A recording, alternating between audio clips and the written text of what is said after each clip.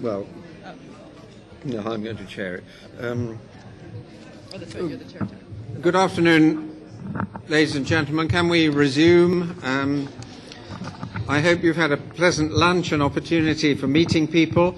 And we now continue with the second main session of the conference on innovating science and innovation policy. But before we move to the first speaker, Jakob Edler, I would very much welcome on your behalf Paul Rubig, member of the European Parliament and chair of STOA, and invite him to say a few words to us. Ja, ich möchte Sie alle recht herzlich hier. Yes, I'd like to welcome everyone here to the European Parliament. It's a big honor for us to have you. And as I said now in the TV interview, the European Parliament, I think, is the best postgraduate university in this world. We are always here to learn. We are always taught by specialists. We have a big impact of knowledge which we get. And, of course, we also have to be as innovative as possible. And the job is not only done in the research committee. I'm also a member of the ITRE committee. It's not only done in the STOA committee. We have scientific technology options assessment, where I'm at present the chairman, the so-called science committee. We try to engage us more and more into the world of scientists and researchers.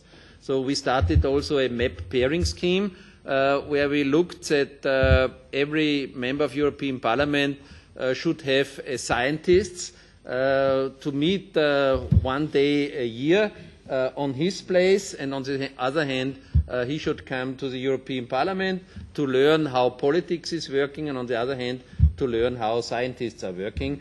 I think a better understanding for both sides is very crucial to get this understanding, and that's the reason why we now started the debate on the so-called Horizon 2020, the AIDS framework program on research. And I think it's quite crucial to see that innovation should play a better role, a more qualified role. And what do we mean, at least, what does innovation mean? And I think at least it's the benefit for the citizens. What do they have themselves if they support science? And what can we create on knowledge which is helpful for the society at all? And as we know, science has a lot of different interests. Also, the scientific committee not always has the same opinion if the world is round or if the earth is a platform. Now we hope that we know, but let's see what the other generations of scientists will tell us. It's always fantastic to see that CO2 reduction is very, very high on the agenda. We had the so-called famous hole in our spheres. So also the modernists of the scientists are very interesting, and we slip from one agenda to the other. But I think that's good for a society that we not always stay on the same agenda, that we change the different types of agenda. So in STOA, at least we have decided that we should have 3 priorities in the innovation area. First is eco-efficient transport. How can we create the right kind of mobility for all the people on the earth? You know, as we started, we were 2 billion people. Maybe if we go from this world, we are 10 billion people. If you see the increasing oil prices, what in the energy sector is developed, it's a lot of innovation necessary to feed the people, to have their mobility, and to do it without war. We should look how a democratic procedure can perform better than the old system where the military decided what will be the real issue. So to make it short, I say a very warm welcome to you. I'm happy that this conference is done in European Parliament, and we hope that we can learn a lot from you. Thank you.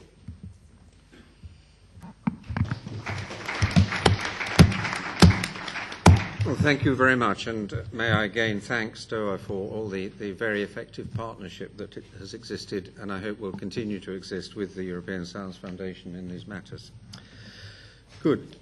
Can we move then to the first speaker this afternoon, and that is Jakob Edler, Professor of Innovation Policy and Strategy at Manchester University, and he's going to talk about learning from evidence and I know say something about the work done by the National Endowment for Science, Technology and the Arts in the UK, which has been particularly influential in measuring output and productivity across a wide range of services and public services, and I think has made a big influence there. But I'm sure he's going to tell us about all the other things that it does. So, Jakob, over to you. And I think if we want to see the slides, we have to go down there. Okay. Yeah, thank you very much, Mr. Chairman. I'm sorry. I'm glad and I'm proud to speak in this postgraduate seminar tonight, this afternoon. To be a part of this, I came late to the program, and I'm really grateful to the organizers that they actually invited me to give my perspective on policy learning on policy, and learning for policy, innovation policy. So. What I try to show, if this worked. Excuse me. It's slow. So in a way, I start off where Alan Hughes finished off his first part when he talked about the problems of learning in innovation policy. And learning from evidence and learning cross-country and so on. So what I would like to do is to give you some of my thoughts that stem from our own activity that we have been doing and are doing in my institute, Manchester Institute of Innovation Research, in the business school in Manchester. So I take two examples of ongoing and very recently finished work to illustrate and to give you my ideas about the challenges of evidence-based policy making. So the structure is evidence and learning, policy making, some general propositions. That's very quick in a way that summarizes, not as eloquently as he did, that summarizes some of what Alan Hughes has said. Then two of the examples. One is an ongoing study that we are doing, and that's almost a marketing pitch for you to learn about this activity, which is at the beginning. But I think we can discuss some of the challenges of this kind of work, of comparative policy analysis. And the other one is on demand-based innovation policy. As you know, in Brussels, that has been a very, very hot topic in the last couple of years in European innovation policy. And I have a couple of ideas around the challenges of evidence production when we try to come up with a new policy approach, and how do we actually justify that? How do we make decisions what kinds of things we want to fund? And how do we measure these impacts? And we've thought a little bit about these challenges. So it's very much about challenges. I'm not as pessimistic as these slides indicate. I just want to focus a little bit on those challenges, and then I conclude with a couple of general lessons across my own experiences. So the need for evidence and need to learn for policymakers, I mean, there are all kinds of needs, but these are the three ones. Efficiency. We don't want to reinvent the wheel.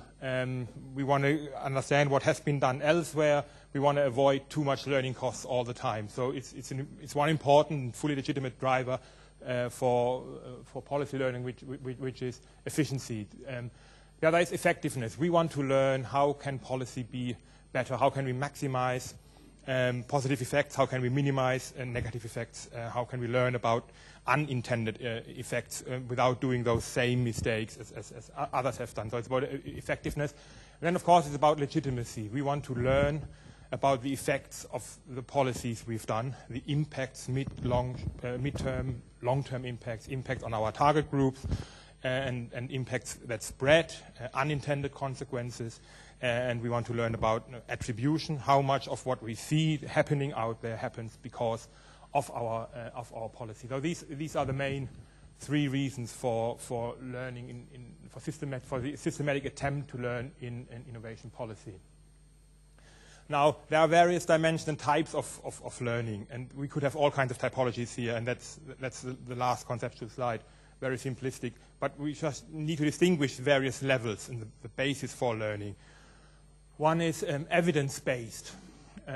So that has to do with a systematic, methodologically sound analysis of what is happening out there. So you can look at your own policy, you look at policies elsewhere and try to transfer lessons, which is hard enough. I come back to that. You look ex post, what has happened. You look interim to see what can we improve, and you look ex ante to actually see what might be the likely impacts of what we intend to do and how can we try to maximize those. But of course, there is a long discussion of what kind of knowledge, what kind of methods, what kind of concepts underneath these lessons we learn are actually legitimate. We are all not really experts in all these areas, so we digest impact as policymakers, also as academics. Very often, we digest certain evidence that is out there, and we somehow attribute legitimacy to this evidence. Because we look at the source, we try to understand the method, we believe in the credibility of certain experts that are highly renowned, and we have a bit of a policy fashion thing going on whereby we tend to believe similar things as those who actually lead the pack. But it's a very important point that evidence is not a neutral objective evidence. We all know this, but we often tend to forget this, and Merle has talked about it, and Ellen has talked about it at length. And then it's concept-based. So it's not so much evidence in terms of numbers, figures, and concrete impact, but it's what kind of cause and effects relations we believe in. What are the underlying concepts that actually guide the policy, and how credible are those? So it's not just the numbers and the figures, but the underlying rationale. What do we believe in? And we have Luke had a very provocative way of putting things, and if you go his way, you would look differently at impact than if you don't apply his kind of thinking. And Mariana the same. She comes up with a certain model of what the role of the state is, and if you believe in this kind of role and underlying rationales for it, you have a different interpretation of what you see out there for the evidence. Then, of course, it's norm-based. Explicitly or implicitly, we want certain things to happen. We do policy because we want certain things to happen. So it's not so much conceptual, cognitive, that we think cause and effect, but we want a certain direction. And all these dimensions come into play when we learn in policy making. It's the hard evidence and its basis, it's the concepts, and it's the norms. And then, of course, experience-based. Sometimes we bring in the experts, the high-level expert groups, and we have open method of coordination where we exchange with each other on different bases of legitimacy. It depends what kind of composition you have. And then a mix of the above comes in. And there are these white-haired women and men who actually know how things work and bring on the evidence and then have high-level recommendations. And implicitly and explicitly, they mix these three kinds of things. So that's in a way some general propositions for me, how I see policy learning actually in place. Now, my first example, that's the marketing pitch, but it illustrates some of the challenges, I think, is a work we've started 4 months ago with NESTA, the National Endowment for Science, Technology, and for the Advancement of Science, Technology, and Arts in London. Those who don't know NESTA should really have a look at their webpage. I'm not here to market them now because they're the funder of this, but they're doing very interesting things in having creative approaches to policy, trying things out, and actually organizing a novel discourse on innovation policy matters. And what we're doing here is try to bring together, that's the remit, bring together the existing evidence on what works in innovation policy. Yeah? No, but I have these two cameras as well, not only that one. All right. Okay, then I will dance even more then, because I'm really sorry about this shifting here. So what we want to do is, what we set out to do is to analyze the efficiency and the effectiveness of existing policy instruments that have been applied elsewhere in other countries, also in the UK, but we're not limited to the UK. And it's not only the effectiveness and efficiency of this instrument, it's also their context conditions, to understand those. We have organized ourselves in topics, which was hard enough, and I come back to that in a second. And our database is existing material. We are not doing any kind of analysis ourselves. We are looking at existing grey literature, evaluation reports, and academic literature. It's web-based, so we have another web page that is also in the last slide again. You can actually already have a look and see what kinds of things we are doing. The first reports are now coming up, and I think it's a nice repository for these various topics, and also to have links to the original documentation and to the original analysis. It is built on the idea of engagement. So we are linked to the academic discourse and the policy discourse and the broader discourse in the UK. We have seminars and all kinds of interaction organized through Nesta, and we have seminar and the final conference at the end, and a high-level international steering committee. Now, I just want to illustrate, and you don't have to read this if the slides come up. The way we've organized the topics, just for you to see what kind of things to expect, but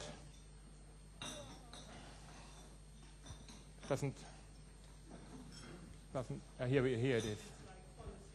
Yeah, it's policy learning. So this is to illustrate two things. One is what we are doing, and the second is also to, in a way, highlight that the way you create typologies, the way you organize your evidence, of course, then already, in a way, limits your interpretation of what's going on.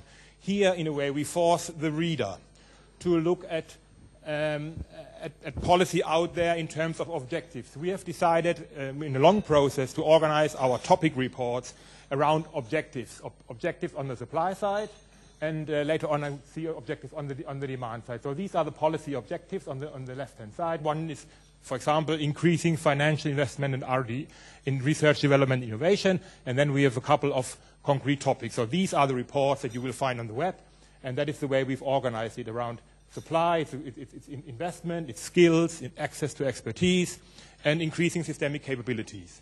Now, we could have organized it very differently, and then the world of innovation policy evidence would look differently to the reader and to us when we discuss it. So it's important to understand that implicitly we've made a very strong decision as to how these things will be read and will be used. And the same then is true for the demand side.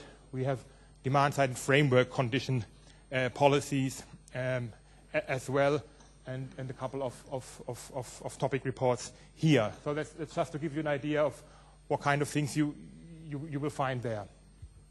Now, this has all kinds of challenges, and that comes back to what Alan Hughes has said. And so these challenges are tremendous, and that's where we really have to be careful when we use this evidence for policy making, for simple lessons for other contexts.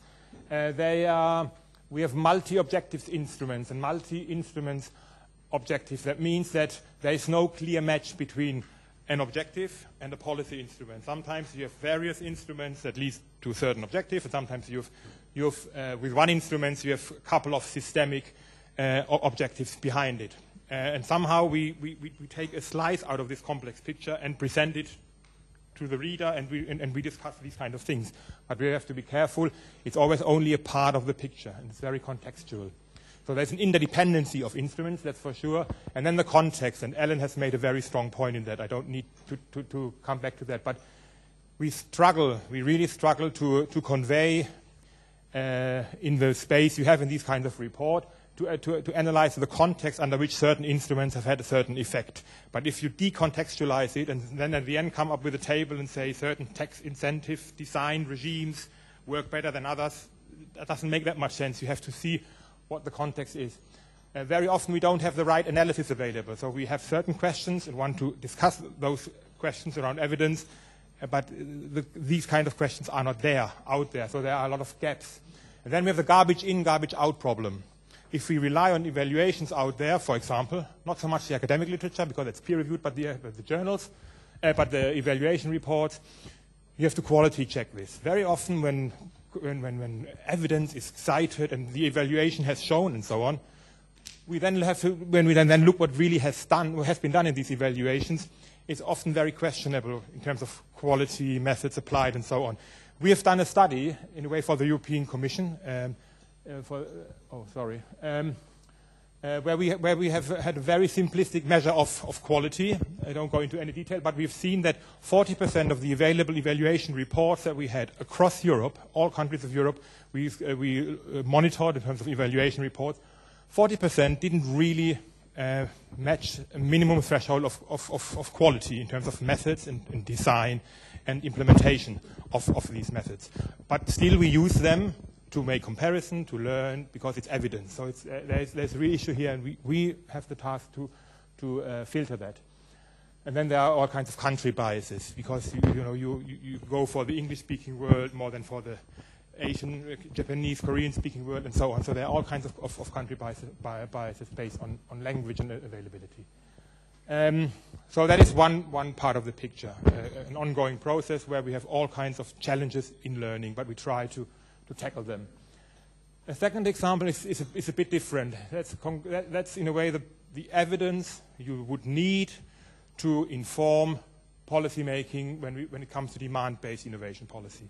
Demand-based innovation policy is now a big slogan for the last 5 or 6 years. It's very often reduced to public procurement, which of course is a bit of nonsense, but it has been reduced to that very often. It's about policies that try to influence demand conditions, to change, improve the ability and willingness of any kind of buyer to actually buy an innovation, to ask for innovation and then to buy it. It's a very simplistic definition.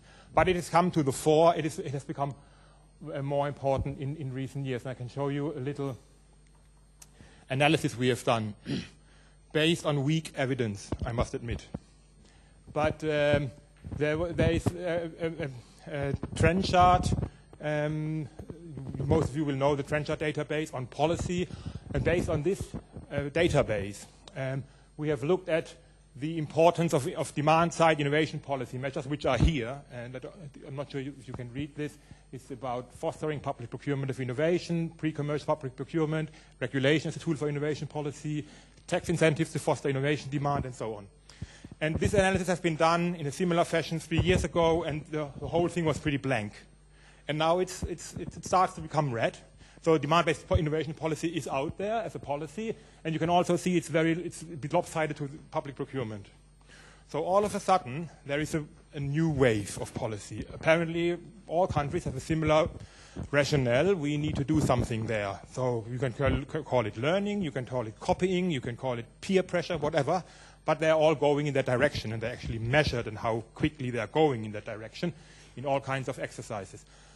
But it's interesting how it is lopsided to only one, and we can trace that back to policy discourse over the years. Why do we focus on public procurement, not on all these other things that might have a much higher leverage? We focus on public procurement. Not saying that's wrong, but I'm just saying it's an interesting finding that they all go in that direction. So a strong trend, very uniform trend, as if there is the same kind of bottleneck, the same kind of leverage in all the countries. That's how it looks like. Now, that's where we start from, and then we have looked at, and we try to develop a concept to support the design, implementation, and impact assessment of demand-based innovation policy. We've done that in Manchester with a couple of colleagues, and I wanted just 2 or 3 slides to discuss these because I think it's very illustrative about the new challenges that we have when we look at demand-based innovation policy and evidence for that. The example I choose, or we chose, is the LEAD Market Initiative of the European Commission that was started a couple of years ago. One of its masters is in the room. He will be in the panel later on from the Commission. But I hope I haven't jumped. To prepare this, I'd like to make a bit of a conceptual introduction as to the challenges of evidence production for demand-based innovation policy. So that's in a way a simple picture of what demand-based innovation policy does. So here we have demand, public and private demand. Here we have supply. I mean, it's totally simplistic, of course. And here we have policy. The first important point also for evidence production and discussion is, of course, that in demand-based policy we have a different kind of policy institutional framework and interests involved. I mean, the real locus of good innovation policy on the demand side is not innovation ministries and economic ministries and DG Enterprise and so on. It's not. It's sectoral ministries. Ministries are responsible for certain missions. That's where it plays. But of course, you have the innovation policy people, you have the domain people, you have public procurement people, and your framework conditions. So it's a very complex policy picture that is a challenge for evidence production. And then I have designed, in a way, 4 different needs for evidence in this whole process of policy making, informing this triangle of policy, supply, and demand. One is conceptual. I mean, meanwhile we have in a way accepted the rationale. There is something, there is a bottleneck, there is a role to play for policy on demand side. We've somehow accepted it, although it would be nice to see in this postdoctoral seminar what each of you would write down on a paper why there is a justification for policy. But there is some kind of dominant justification out there. So the conceptual issue, in principle, seems to be common sense now. But of course, years ago, when I discussed these things in the OECD, I was, in a way, I gave a long talk about the conceptual background of demand-based innovation policy, a bit theoretical. And then I understood that within OECD there were 2 camps. One camp saying we should not touch the market this way. Others saying, I'm so glad you made this talk. So it's not quite clear what the rationale-based appropriateness of policy intervention in the demand side. Supply side, we think we know it. Then, of course, discursive, and we have mentioned constructive technology assessment. The point here is, what actually is the need? What can we do as people who produce evidence, who try to support evidence building? How can we contribute to articulation of need, to a discussion between users and producers in order to inform policy making, to understand preferences, societal preferences, and so on. Operational, there are all kinds of tough decisions to take in demand-based innovation policy, where it's important to understand the markets, the business infrastructure, the pipelines, and the position of a certain innovation on the technological cycle. Is it maybe too early to intervene on the demand side, because you might then attract a lot of demand for a product that's not yet ripe, and you might lock into immature technology. These are small questions, but very, very important as operational decision making and evidence-based policy making. And then, that's my last step in my argument, evaluative. If we have designed a certain policy, how can we support this policy with evidence? With an evidence-based. It's not supply-side policy. We're not looking at patents and publications and turnover and all of that. We're looking at very different things. Very different actors are involved. It's a total new challenge for evaluation. So that is where I want to focus in my last slide. The example that I want to use is the lead market. We all know the lead market initiative, I assume. The idea was to create better demand conditions for innovative products in selected areas. And there was a combination of instruments, that's important, public procurement, standards, legislation, and complementary actions, whatever seemed to be important. There were 6 markets, and they were defined very broadly, so it was no picking winners on a product basis. It was more in a certain area, e-health, recycling, and so on.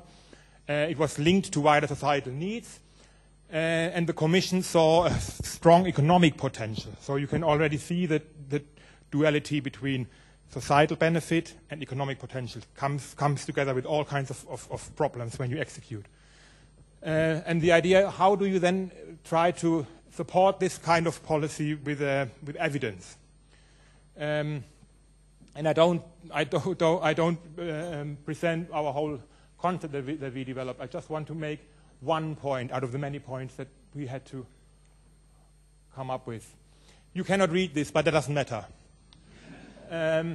Because that's just a graphic representation about what we call a logic model, about how policy actually has an impact and what kind of intermediary step there are for having impact. When we started to discuss an impact design for the lead market initiative, oh sorry, that was too quick, we were in a way asked to start with indicators and methods to measure the ultimate effects.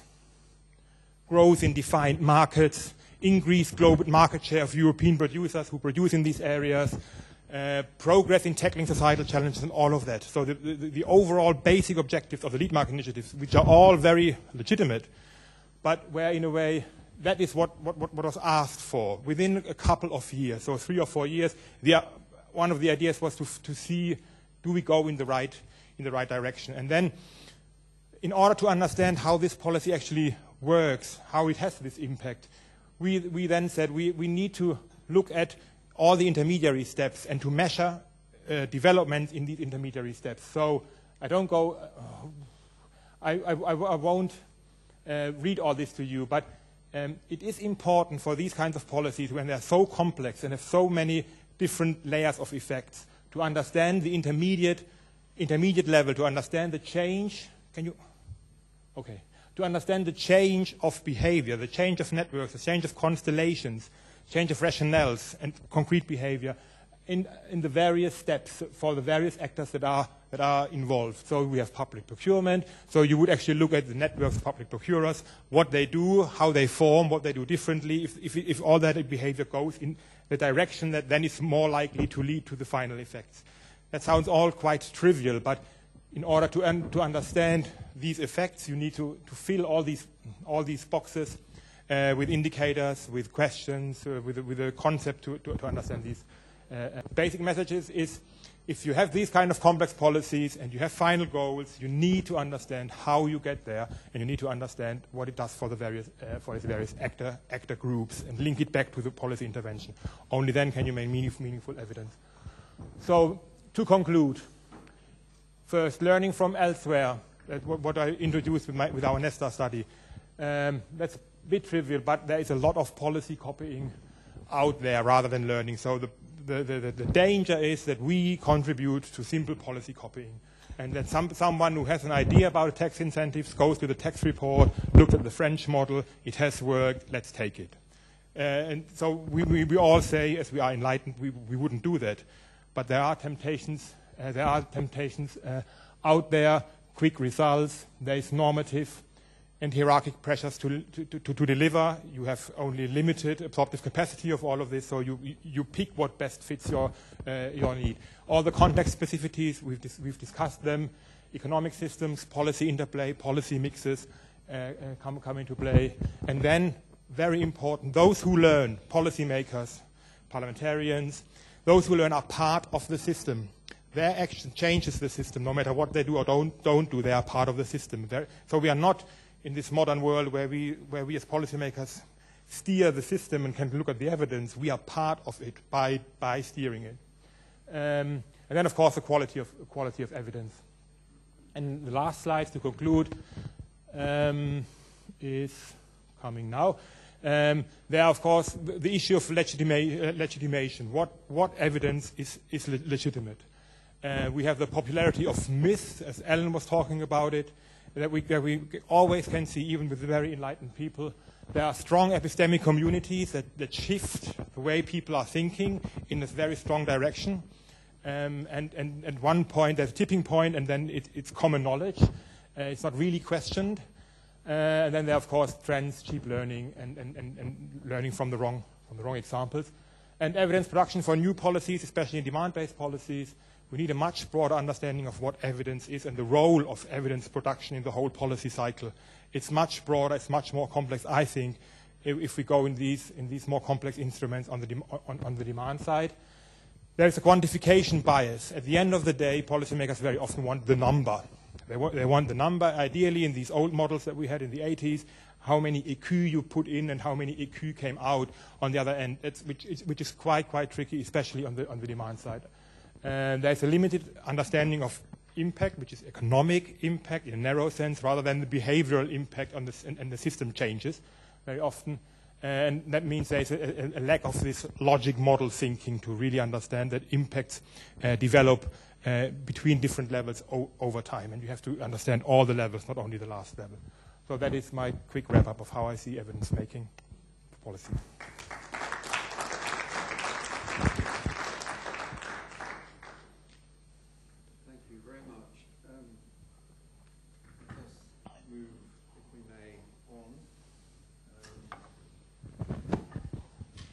And then we'll have a chance for questions after Mariana's presentation.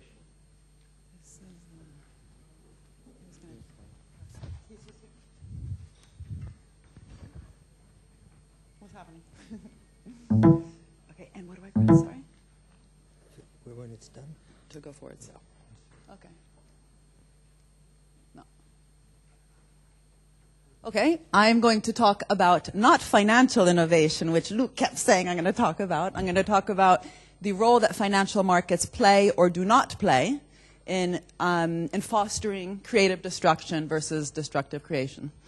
And to do so, sorry, this isn't moving forward. Am I pressing the wrong thing? Ah, okay, sorry. So, if you know me, I'm the least patient person around, but I will be talking about patient capital, and that's very important.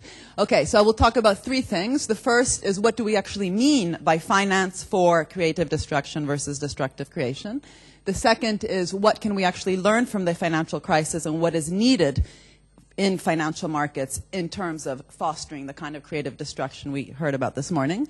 And the third is more about a perspective. How can we actually understand the relationship between innovation and inequality, which is one of these four questions here that in theory we are all being motivated by, but I heard during the break different people, even very highly respected people, saying, oh, there's no relation and inequality. And I actually want to convince you that there is, and that financial markets play a role in that. Okay, there we go. So, nice provocative slide for Luc. The top, this is very simplistic, and I, in fact, will be arguing, supporting some of this, but also arguing that it's too simplistic during my talk. So the real question is how to structure financial markets so that we get that top line as opposed to the bottom line.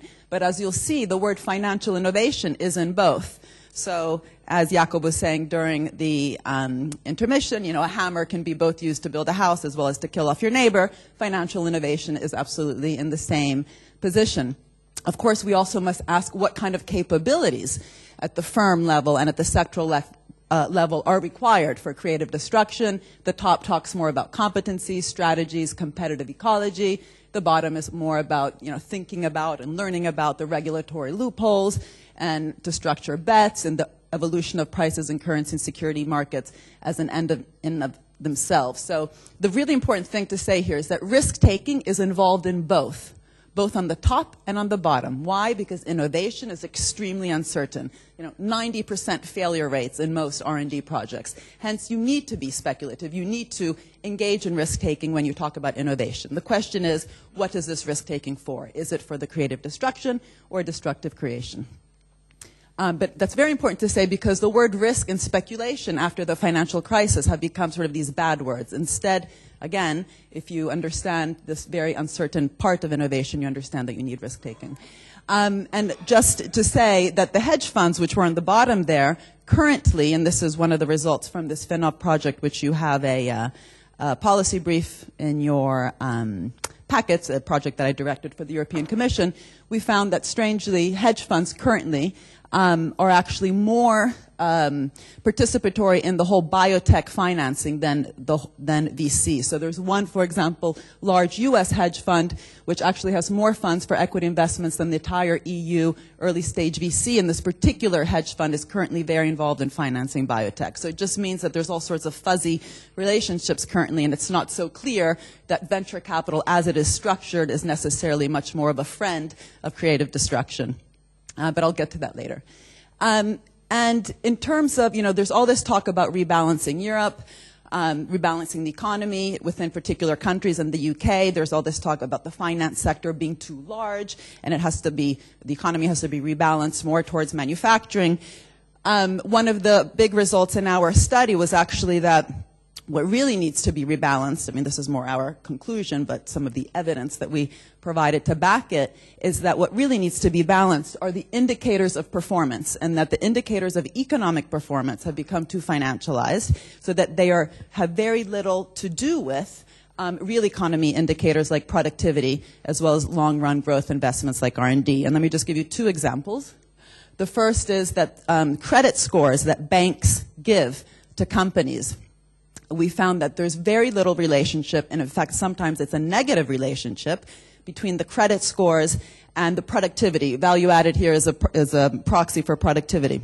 So this shows that the probability of getting a bad rating is just as high for low productive companies as it is for highly productive companies. So instead of forcing banks to lend to SMEs, regardless of what we think of SMEs, and I tend to share the position that Alan gave earlier today, you don't force banks to lend to SMEs. You have to restructure banks so that the way that they understand the risk profile of banks distinguishes the risk profile that might be high of highly innovative companies precisely because they are engaging in R&D, which is very uncertain. That should be seen as sort of good risk, and we can start thinking creatively. I'm not someone who's an expert in this area, but for sure there must be a conversation there how to actually reform the way that credit scores are done by banks so it actually tends to favor as opposed to penalize those companies that are engaged with highly uncertain investments, which, however, could produce long-run growth. Another example is, and this was led by a particular work package in which Bill Lazanik was very active in FinOv, we found that this overemphasis on share price has over the years, and it's very interesting to look that it peaked just before the crisis. So the focus on share prices has led to an incredibly steep rise in the amount of share buybacks that companies do just to boost their stock price. And I don't want to go into the details about share buybacks because there's all sorts of controversy on that, but the point, just in terms of the trends, are the relationship so that, you know, in an ideal world where companies had an infinite amount of money, they could do both. They could both be focusing on their stock price and buying back their stock to boost their shares, as well as spending on research and development. In fact, we found there was an inverse relationship, so that the ratio between repurchases and R&D has been rising very steeply, even recently, so past 2006, this has continued in all sorts of different sectors. Just to give you an idea of what we're talking about, over the last decade, I think it's $3 trillion have been spent by Fortune 500 companies just in repurchasing their stocks. This study looked at particular companies like Cisco and found that, in fact, its beginning of its demise in terms of being on the competitive edge of its sector can, in fact, be traced to when it started to focus too much on just buying back its shares as opposed to engaging in what it had been doing for a couple decades, which was really being at the cutting edge of the technology and investing in human capital, training, and R&D. I don't know what that was. I'm not going to go into this, but for sure, this is not because there was a lack of adequate investment opportunities in these sectors. In fact, oil, as many people know, there's plenty of opportunities for oil companies that could be investing in alternative energy, but they're not, because often the justification for buying back your shares is, well, there was no other sort of profitable type investment, so we didn't want to, mess about with our shareholders, so we wanted to give them back the money. But in fact, if you look at sector by sector, there's plenty of opportunities. In pharma, there's plenty of opportunities. But in fact, most private pharma companies depend on the very high-risk R&D spending that actually occurs in publicly funded National Institute of Health laboratories.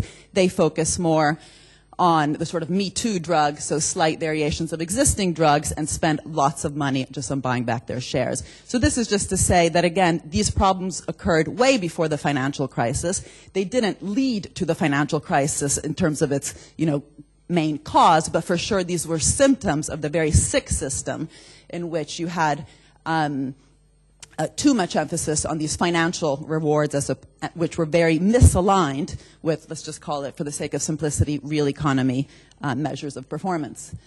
What's going on? I'm going to come back to this question later when I come to risk and rewards on what the actual problem is with this whole overemphasis on shareholder value. But in order to convince you that what I'm going to say makes any sense, I'm going to have to first sort of step back and talk a little bit more about risk-taking. And if you're interested in this particular argument, there was a New Statesman article just last week trying to make the point very succinctly. Okay, so the first thing to say is in order to understand the relationship between finance and innovation, it's really important to step back and say what is innovation, what are its key characteristics, and how does finance actually have to do with these, what does finance have to do with these key characteristics? And I would say that these are three extremely important ones. Innovation is very collective. It's not just about, one entrepreneur, Steve Jobs, coming up with a great idea. Every bit of the iPhone, every single bit actually had huge amounts of state support, actually leading to the particular technologies from the internet, the GPS, the touchscreen display, the communication technologies. They were all very much funded by the state, as well as you need, very entrepreneurial people like Steve Jobs with his calligraphy classes thinking about interesting ways to to put those different technologies together into something as nicely designed as the iPhone, of course. You also need venture capital. You need all sorts of different actors. So it's a very collective process. It's highly uncertain, which I talked about before, which is very important to say because this means that these different actors, the collective actors, are also each and every one engaging in risk-taking. And this is where the shareholder value perspective that I mentioned before, which is one of the justifications that companies use to why they are able to focus so much on their stock price, because this is good for value, because shareholder value is good for the economy. That particular perspective focuses just on one of the risk takers, which is the shareholders, saying that, you know, shareholders at the end of the process are the only ones that don't have a guaranteed rate of return. They are the residual claimants, and hence they are the biggest risk takers, because while everyone else, like workers, they get their wage, banks, they get repaid their loan, it's only the shareholders that risk actually making nothing from that process. Okay, so that if you want, argument has been used to actually justify this overemphasis on repurchases, and this is very important to say, which actually that's not true. All sorts of actors within this collective process are risk-taking. The state, again, by engaging in very high uncertainty in its investments, like in the internet or in the very early stage of most sectors, has a rate of return. What's the guaranteed rate of return to all these very risky investments that the state made in IT and nanotechnology? You know, it risked, and for every success of the Small Business Innovation Research Scheme, which is a publicly funded type of venture capital in the U.S., as well as procurement, for every success, there's many failures. So Apple, Compaq, and Google all benefited from these public funds, but there was many, many companies that didn't, and the state in the process, you know, lost a lot of money, but it is willing to do that. It's also a very cumulative process, which is fundamental. This is probably one of the most fundamental aspects of innovation in terms of understanding finance, because the fact that it is so cumulative, just think of a curve where you have the integral underneath that's showing the cumulative space, means that different actors, and these are often financial actors, can position themselves along the curve and actually reap much more out of the process than what they put in. And I actually believe that that is one of the problems with venture capital, that it tends to come in very late in the game after, for example, the state has made some of the heftiest risky investments and gets a lot out of the process in relationship to how much it actually put in. And I'll say something quickly about that later. But anyway, if innovation wasn't cumulative, you wouldn't have that, you know, you would have other problems, but you wouldn't necessarily have that problem, because it would be much hard to have this disproportionate amount of rewards compared to how much you actually put in. And in terms of VC, and I think there's, I don't want to bash VCs too much, the third example of this, if you want, misalignment between finance and the real economy is that by hyping up the role of some of these financial actors, which Europe has hyped up, that was the point of this here, that Europe says, we want Silicon Valley, so let's bring in venture capital, without paying enough attention to the kind of systemic type of networks that must exist and be supported and funded that do exist in the U.S., the kind of thing that Alan was saying before. The fact that we have hyped up so much venture capital has actually created all sorts of dysfunctionalities, like, and funny enough, in the UK, it was actually the Labour Party. So in theory, the progressives who are interested in more long-run growth than, they say at least, the conservatives who they think are just interested in predatory capitalism. It was actually the Labour Party that in 2002 reduced the time that private equity has to be invested in order to get major capital gains tax reductions from 10 years to 2 years, which actually contributed to making venture capital even more short-term than it already was. So this, again, hyping up of certain actors like VC, like the shareholders, and hyping down of other actors like the state without really understanding this innovative division of labor that actually exists has caused all sorts of bad policies to arrive. And another problem, of course, in Europe and the UK, well, the UK doesn't like to remember, but it is in Europe, is the lack of distinction between private equity and venture capital, whereas in the US these two things are very distinct and they have different types of tax treatments. Anyway, this has led to all sorts of problems. For example, in biotechnology, you have these PLIPOs, productless IPOs, which are venture capital-backed biotech companies that produce nothing. No product, no jobs, but make, millions for the venture capital companies and very little for the economy. And this is part of the symptoms of this sickness. Okay, so this problem of, why do we believe these stories? Why is there all this hype about SMEs that Alan was talking about? In the UK, there's something like 8 billion spent per year on SMEs. That's more than the whole police force and the whole university system. That's because the public has somehow bought into the fact that SMEs somehow aren't receiving enough funds. They've also bought into the whole VC story. In fact, if you ask the average person off the street, they would probably agree that Europe needs more VC and less state, because in order to be like the US, we need that. And these are, of course, all sort of different myths which have contributed to making the financial system a dysfunctional one, which actually doesn't nurture innovation as much as it could.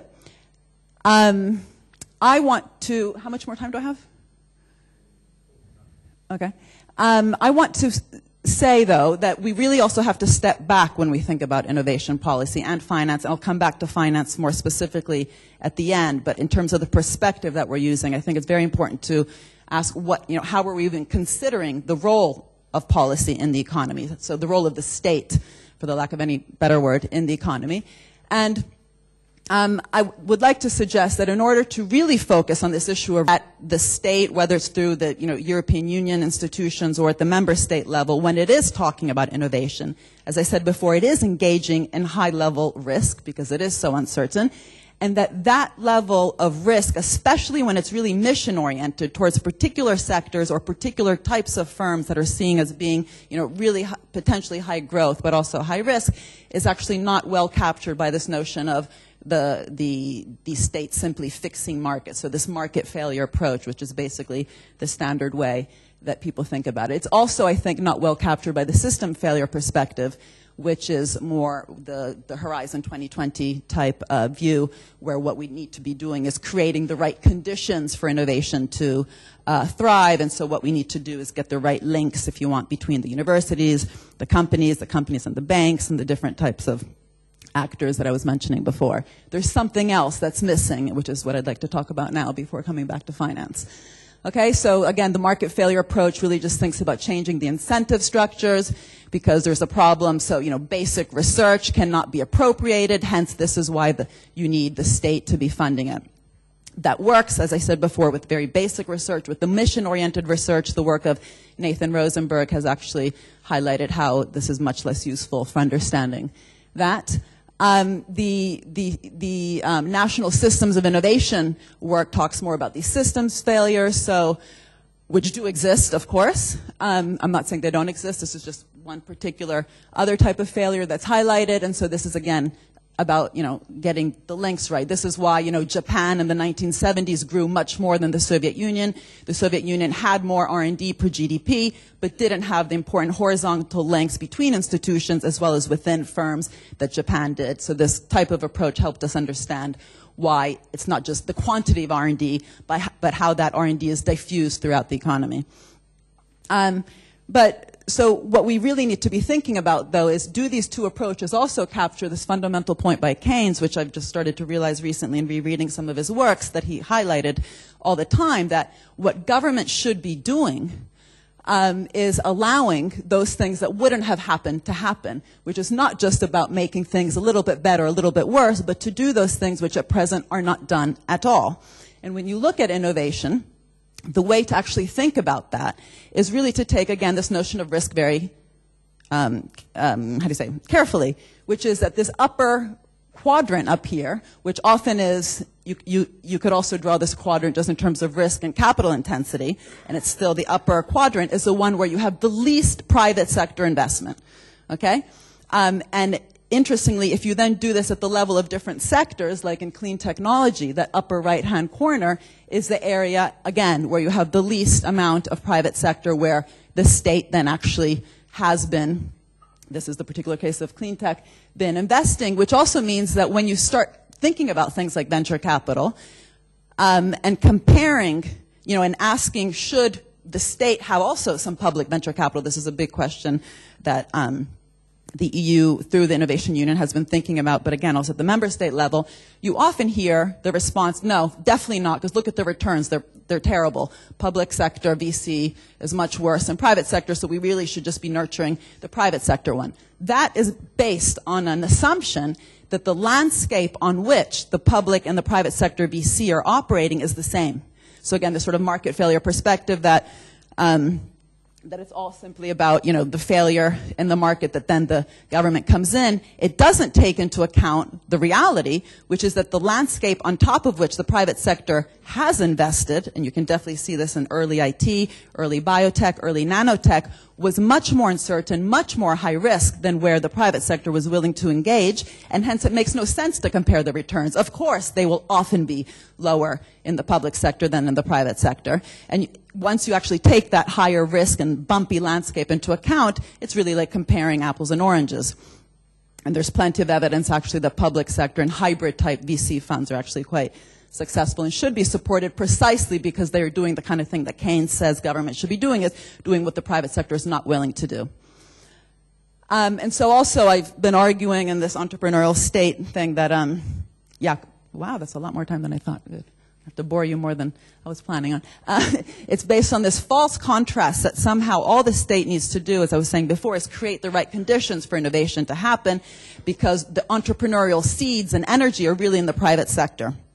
But if then you ask yourself, you know, it's not just about setting up a shop anywhere, it's about actually engaging again in this, you know, in risk-taking in high-risk areas, then actually what's interesting is often this entrepreneurial force has, so I'm not saying it should, it has occurred mainly also in the public sector. So this is sort of this notion that I'm just starting to think about, and I'm now going to be developing it through a Ford Foundation project, which is, do economists need something on top of this whole market failure and system failure perspective, which can actually capture this entrepreneurial role that the government has played in terms of both financing radical innovations, but also imagining them. So again, the fact that the state has in fact funded the very early stage of the sectors. Nanotech, it's fascinating to read the history of nanotech. I mean, it really was sort of civil servants in the NSF and later in the NNI, National Nanotech Initiative, that went to business and said, you know, you must believe in this thing. It's absolutely fascinating. It is going to be the next, you know, internet, you know, help us make it come about. And the private sector was extremely scared. This is about dreaming. You know, this is about what Steve Jobs says, be crazy, be foolish. Well, it's not always these private sector individuals that are being crazy and foolish, the garage tinkers, but also these civil servants who might seem much more boring to the imagination of the average person out there. The seed stage of many different firms was funded by government. In Google, it's even more than that. The actual algorithm that is at the basis of Google was funded by an NSF research grant, as well as Google later getting SBIR money, which is public VC.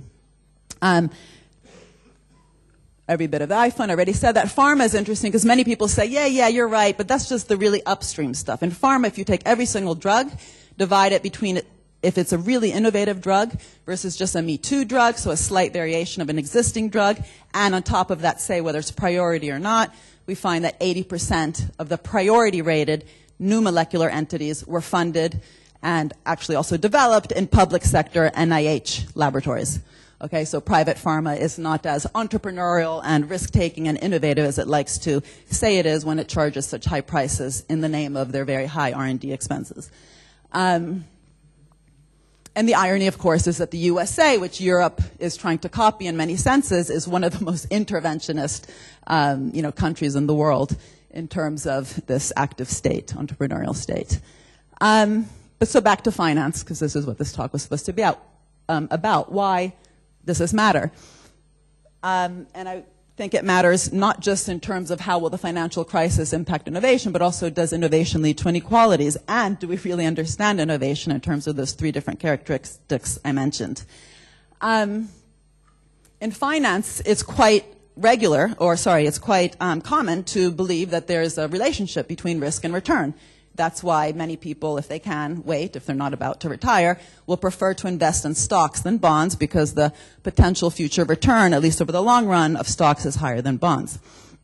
In innovation, I would like to argue, and I'm sort of saying this in a provocative way compared to the scientific different types of discourses that Jakob was just saying that one could use. So I'm purposely doing this provocatively. I would say that innovation has become increasingly collective.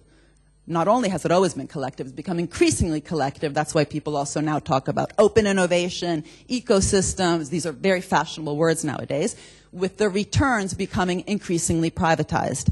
And I think that one of the ways that we must reform finance itself in order to foster more creative destruction and not destructive creation is not just about short-termism and long-termism, but also about how to make sure that the collective risk-taking maps into a collective reward system, not just in terms of fairness.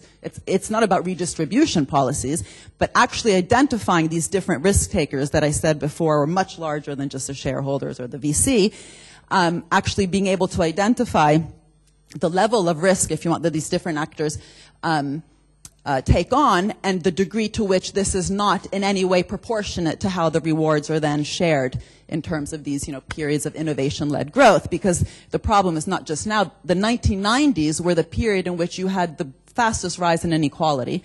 That was plenty of smart growth then. It's easy now to worry a lot about inequality, but the steepest rise in inequality was in probably the decade in which we had the most smart growth. And that's the challenge, that if we're interested in the EC 2020, smart, inclusive, sustainable growth, we have to understand that in periods of very smart growth, we also had very little inclusive growth. And this is one type of perspective that could help us understand. But the question then also is, should we, as policymakers, be thinking about different ways that the state maybe, and maybe the answer is no, should actually get back a direct return for this risk-taking? The state is one of the many actors, okay? Because currently the only way is indirectly via taxation, and perhaps that's enough. But currently there's no money for green tech. There's very little, even public sector investments occurring in that upper right-hand quadrant. So the challenge is to ask, if the state, and I know I'm being simplistic when I just say the state, because in the US, by the way, there was about 15 different state agencies, DARPA, SBIR, and many others, investing in these new sectors in the beginning, and not just defense-related. If the state is taking on this very active risk-taking, role in investing in radical innovation, and if it had, in the period of the IT revolution, earned back a direct return through different types of schemes, including income-contingent loans. So sure, Google will give you money, but if you make billions, maybe 1%, can it come back to the NSF so it can fund more, potential Googles in the future? If it had done that, wouldn't there be a lot more money today to be funding green tech? If the answer is yes, then we have to think about this question. If the answer is no, then you can just forget about the question and say taxation is enough. And what I mean by that is if there's growth that comes out of this smart innovation, then the state gets back, the receipts in terms of taxes and can get reinvested that way. My position is that's not enough. And it's very interesting that in the Scandinavian countries, which are much less ideological about these kind of issues, they do have these schemes. So Citra, which is a public funding body which financed the early phase of Nokia, did get back a return, which then was reinvested in the next round. Google, it wasn't even discussed. I mean, of course, this was a very different example, but also with all the other examples that one could talk about in the U.S., where some of the most famous companies, Amazon, Facebook, Compaq, Intel, all received very early stage money. There was no direct return back to the state. And also, just to finish off on the whole market failure thing, I think one way to be thinking really about an alternative perspective in how to think about creative destruction versus destructive creation is to think more about not market failure, but what the state's doing. It's actually shaping markets, which it always has done, by the way. And the book there to read is Karl Polanyi, The Great Transformation. From the very beginning of capitalism, markets very much co-evolved with state involvement. And anyway, this whole notion of knowledge governance and shaping markets, I think, is a much more useful one to think about how to transform finance for creative destruction. That's it.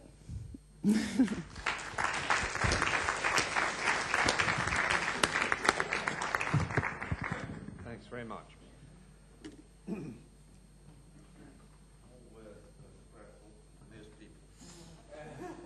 But I'm tall. Yeah, should we go up? Yeah.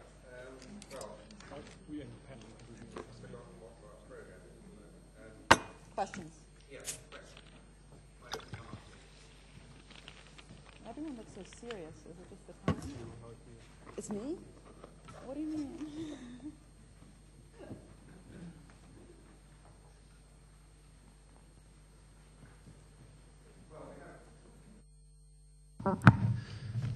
Ten minutes or so for questions and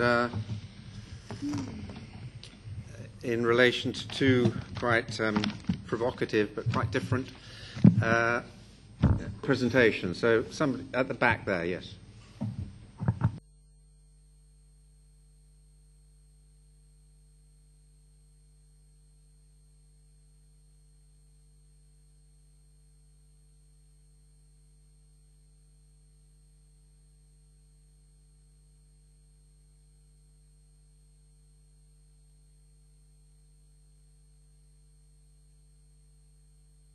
Yeah, we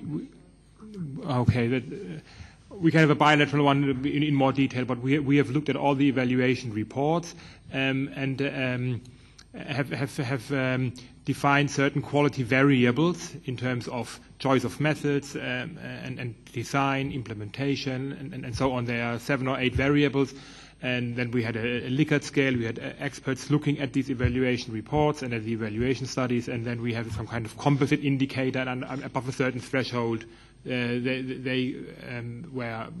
quality was sufficient, and below that threshold, the quality was insufficient.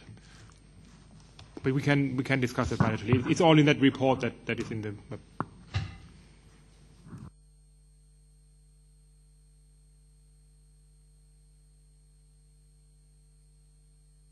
Yeah, it's a little bit the same question to the last speaker.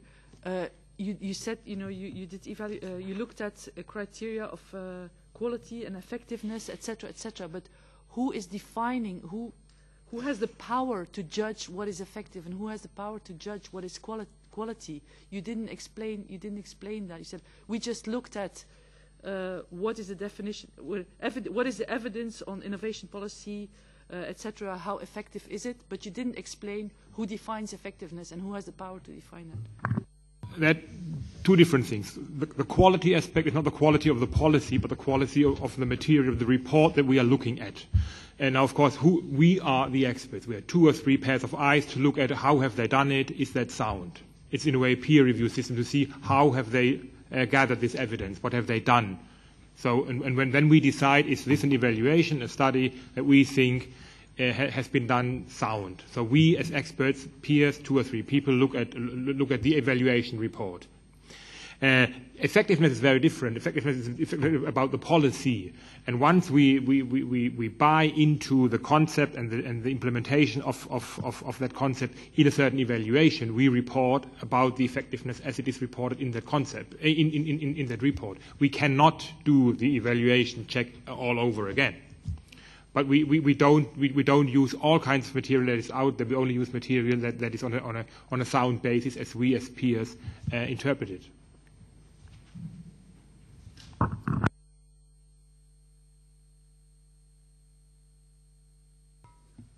Hello, my name is Oliver Diehl from the FONA office here in Brussels, and I was quite fascinated. Thank you very much for all the details. But I have maybe two questions. If I listen to the first presentation, we were listening about learning and policymakers' ability to learn. You said at the end they always want the number. This is quite a reductionist point of view, but I can confirm it. At the end, scientists should deliver a number. That's a very simple message to people who have to decide. I wonder how learning of complexity, I mean, it was a very complex presentation that you gave us. I have to read it up. I think it was too complex to get it all. I'm talking to you, yeah. Yeah, you didn't. No, you were talking about learning. I get to her then. So I think it was quite complex. I will read part of that, what you said, but you kind of described the policymakers as people who want a very simple message. On the other hand, when I listened to Mrs. Matsukato, yes, and then you presented the opposite. You said, well, the state public bureaucrats, they are much more intelligent than most people think. At the end, they finance all these long-term, high-risk projects, and the private sector is not doing it as much as everybody thinks. So I would like to learn about from you too, what do you really think about these people who are not, I'm not talking about minister and state secretary, but I'm talking about director general, director, head of unit, these people who are really deciding on the funds. Second question, it will be a short question. You said something that really intrigued me. You said, well, Europe is trying to copy the US, and I'm really offended by it, because we're not trying to copy the US. It's a totally different culture of what we're doing here. When we talk about SMEs in Italy, maybe we have these family businesses that are highly innovative in Germany. This is a whole different culture of what you experience in the US, and we will never have Google here. It's not what we want to do. At least it's my point of view. Maybe you can say something to that. Mine is a quick one. I think you've half answered the question, I think, yourself, because you talked about different levels of what kind of communication about impact. I mean, if I said that policymakers who actually do things are, in a way, not intelligent enough to understand the complexity, I was misinterpreted or said the wrong thing, and that's not what I meant. I mean, when we talked about the lead market people, he's in the room, so I will be very nice to you, but it's, I mean, a lot of intelligent ideas were there, and a lot of interest in understanding the various levels of impact. But there is pressure out there, all kinds of pressure at the political and the level of communicating it to the public.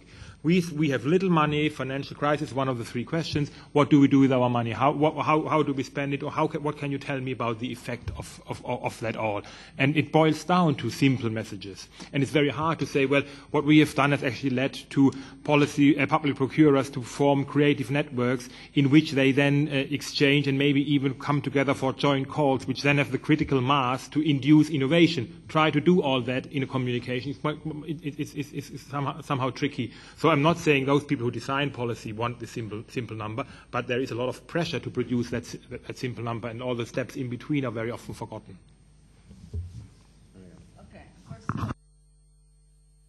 So first of all, don't be offended, because I'm Italian and I live in the UK, even though I sound American. So if that helps to take away some of the offense. So unfortunately, in many countries, and I would say also at the level of the EU, they are trying to copy America. They do ask, we need more European Googles. Where are the Googles? And it has been in many different contexts, not Germany, but that's why Germany is so successful, I think, because it doesn't play this game. The answer has often been, and Alan's presentation sort of came to this as well, we need more VC at the same time of cutting back the state. And it's not just cutting back the state because of austerity. They really believe that, part of the miracle in the U.S. has been having a smaller state and bigger market, and that's mythical, because VC in the U.S. would have never had the success it did without huge amounts of state investment. So you're right that there's many who aren't copying, but believe me, there's lots of copying going on, especially, I would say, in the Anglo section of Europe, which is basically the UK.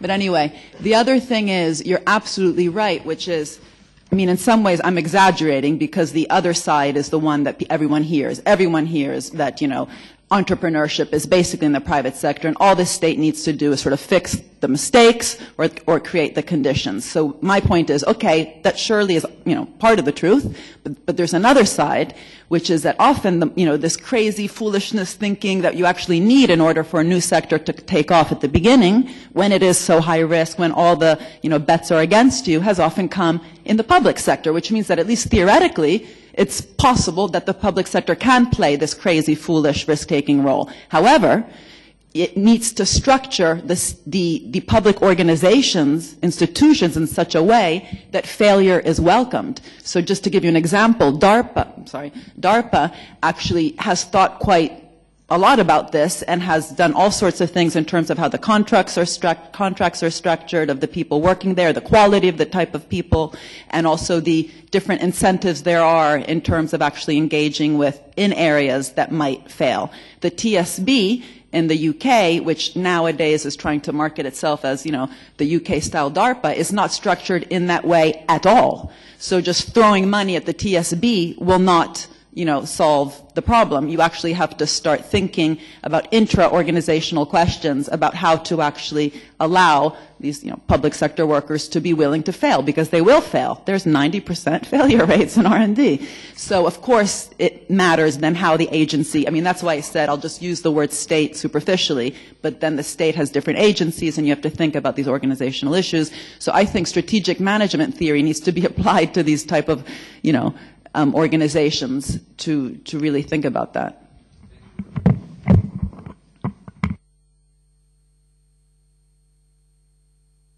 Yeah. I can't pronounce the name, but for the Italian speaker, I got the question. Like, I heard, you know, you said, well, Keynes, and then you said the states should do the things that the ordinary people can't do. And then suddenly you take it over to the risk-taking of the state. I think this is a quite narrow explanation of Keynes. I think there's more to this, but I guess you already told it about DARPA, etc. It's not only about risk-taking, but also about coordinative power, which a lot of private firms or individuals don't have, but the state has. So, for instance, the military in the US has a very powerful role to get parties together, etc. So I think this is a very important aspect as well, not only the risk-taking, but the organizational power which is in the state and which may also be in Europe, you know, to really accomplish real new things that individuals and firms cannot and NGOs cannot perform.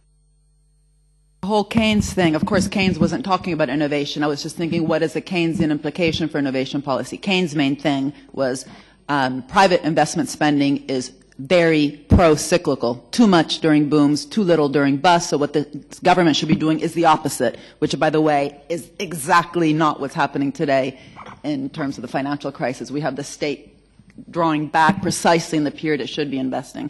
So it's mad, and it's the first time this has happened since World War II. At a worldwide level. So it's serious, and we will enter a very long depression unless this is reversed. But I completely agree with what you said, though, about within the innovation area, to talk also about the coordination or an organizational power of the state. You're absolutely right that I didn't emphasize that, yeah. But it's key. Also, in terms of drawing trust, often the state is there to make sure that the different parties within this collective actually trust each other.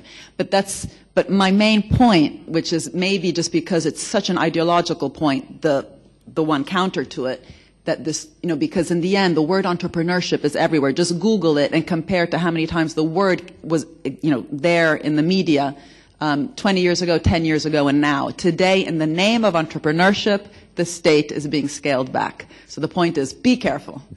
How do you define entrepreneurship? It's not about setting up a company, any company, a fish and chip shop. It's about, you know, engaging with new products, new processes, or new markets for existing products and processes. And that visionary, strategic side of it that you need, again, the be foolish, be crazy, Steve Jobs thing that he said, has often, not always, often been in the state sector. So let's not, you know, just make these very simplistic, yeah, anyway.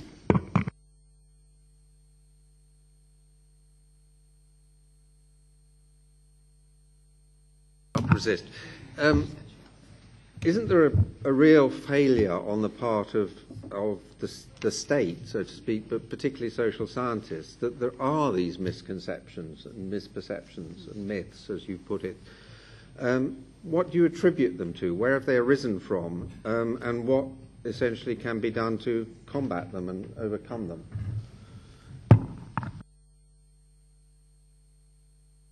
Well, first of all, they don't exist everywhere. So the example in Scandinavia is, you know, I mean, these myths exist, unfortunately, more in the Anglo-Saxon part of the world. And, you know, the UK and the US, I definitely think the myths exist more there. I wrote a piece in The Guardian a year ago or 2 years ago when Obama was trying to do the healthcare reform. I said, Obama, you know, it's easy. Just get a helicopter and, you know, throw down little pieces of paper all over the U.S., coming down, or probably a plane would be more useful, which actually show evidence to the U.S. population, because they don't know. They don't know that the drugs that they're buying in the pharmacies were created by the state sector. So it's not about the state meddling in healthcare reform, taking away our choices away. The U.S. population does not know that the most innovative drugs that they rely on to be cured were invented and developed in public laboratories. They think that all the state's doing is sort of, meddling into these choices they have in healthcare. So I think the question is, why didn't Obama do that? I never heard once during that huge debate, which basically tore apart the country, I didn't hear the Democratic Party or social scientists doing that. And I don't hear social scientists today in Europe saying, it's not true that Germany is a surplus country simply because of the Schroeder reforms of holding back wages as productivity was increasing. Germany, more than any other country, even more after the crisis, but also before, has been spending massively on R&D, human capital, education. And so if we want Greece to no longer be a pig, which is this terrible word that Goldman Sachs came up, but to be like Germany, it shouldn't restrain wages, because that wouldn't have been enough for Germany. Germany did do that, but it wasn't enough to become what it is now, the successful, innovative country it is. Then Germany, Italy, Portugal, Ireland also need to be investing in those areas, not just holding back wages. I don't hear that message coming from the social scientists who do innovation. We know about national systems of innovation. We know the effect of R&D on growth, and we're letting the media portray the German, the whole balancing Europe debate is about restraining wages in Greece, Italy, and Portugal. Where are our voices? Very much, both of you, if I may say, for very provocative contributions, very useful contributions, and for your responses to the questions. We're moving, we're actually virtually on time. What I proposed that we do is just have 3 or 4 minutes in which we can stand up and stretch our legs and so on, just before we move over to the next session, because I think sitting still for 2.5 hours or whatever it is too much for anybody. But we'll be back in 5 minutes. Yes.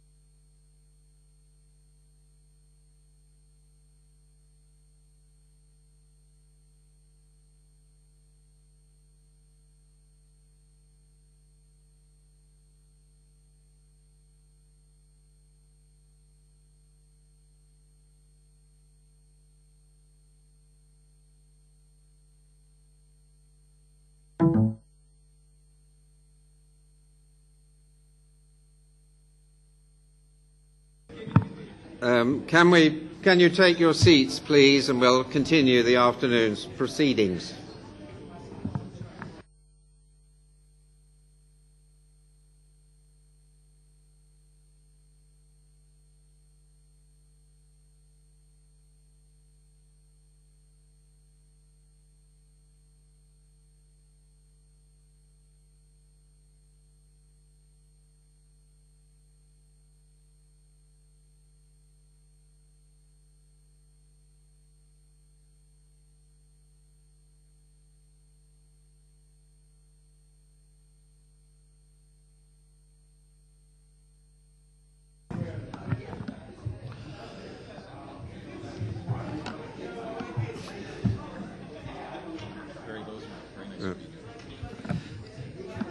Good. Can we start again, please? And I'm very pleased to welcome Mr. Salvatore Tattarella, who is another member of the STOA panel, and who will introduce the next session with some few remarks. Mr. Tattarella will be speaking in Italian for those of you who need the translation. Mr. Tattarella.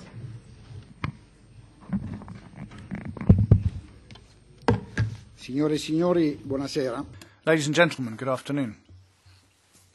It's a great honor for me to launch the third and final session of this conference on innovation. I know you've had a pretty busy day.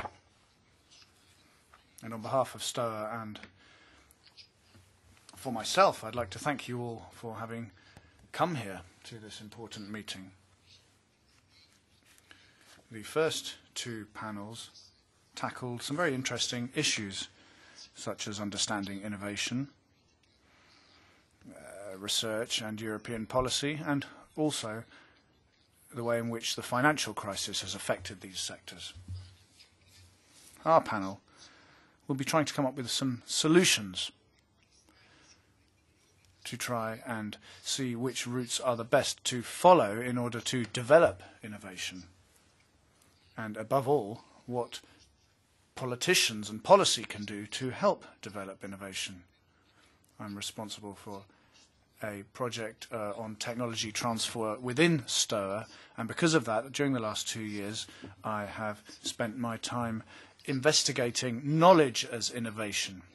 Technology transfer is a complex issue, but which can be simplified by describing it as a process via which a technology goes from the holder or the donor to the recipient.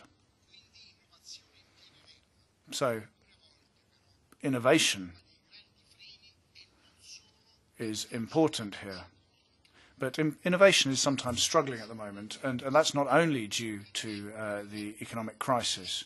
The transfer of technological and scientific research developed through innovation and research is extremely important and is becoming more and more important in terms of economic development. It's currently considered the engine to bring us from a manufacturing economy to the so-called knowledge-based economy. This began in California in 1948 with the first center of technological transfer, and this then became a method that was followed throughout the United States. You only have to look at the example of the University of Stanford, which has been extremely successful. In that university, business excellence has been developed through research in a very short period of time.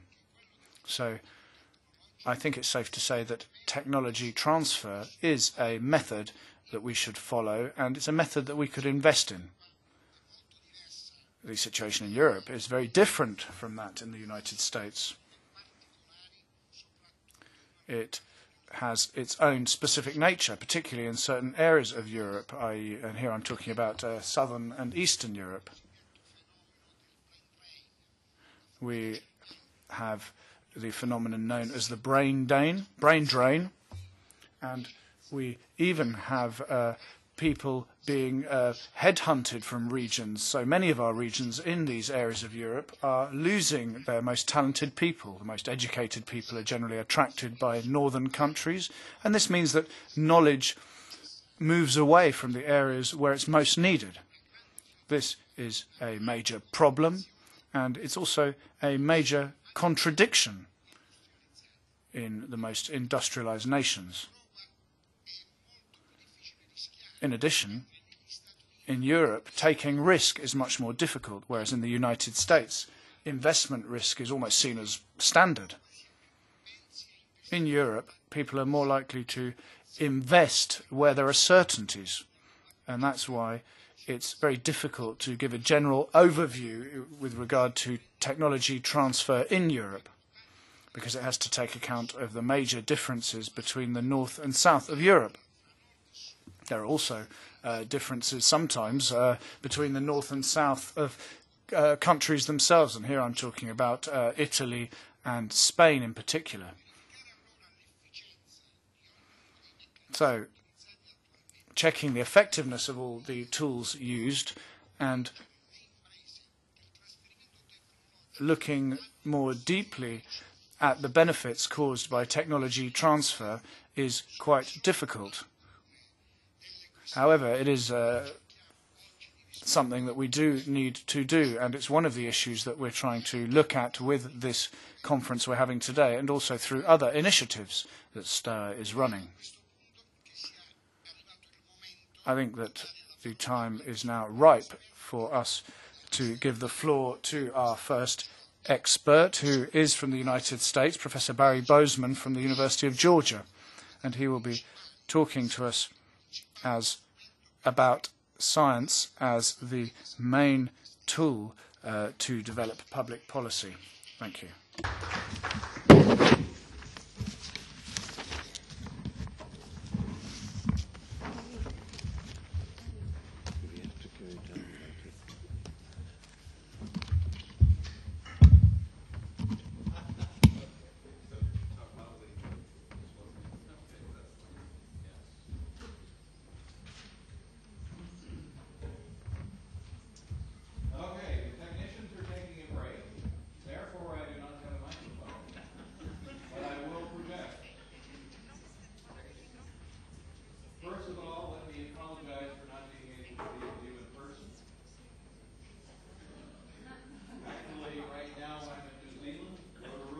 Could we have a microphone for the speaker, please? However, I did send you one of my inferior holographic avatars. He's a little older and uglier than I am, but perhaps he will do. Okay, being the only, I think, authentic American here, Rayanna's not an authentic American, I think I should probably start with a little poetry by the most American poets. You never go wrong with Longfellow. Here are some of the objectives I have today. I'm not sure how many of them I will get through. But first of all, I would like to suggest that I agree with many of our previous speakers that our traditional ways of thinking about innovation are not quite up to the standard we would like. I would like to talk about some possible additional criteria for thinking about innovation and evaluating innovation. And to the extent possible, I would like to introduce you to some findings that have resulted from a 10-year program that's been undertaken by myself and my colleagues at a number of universities looking at public values, science, and innovation, hence the name Public Values Failure for my talk.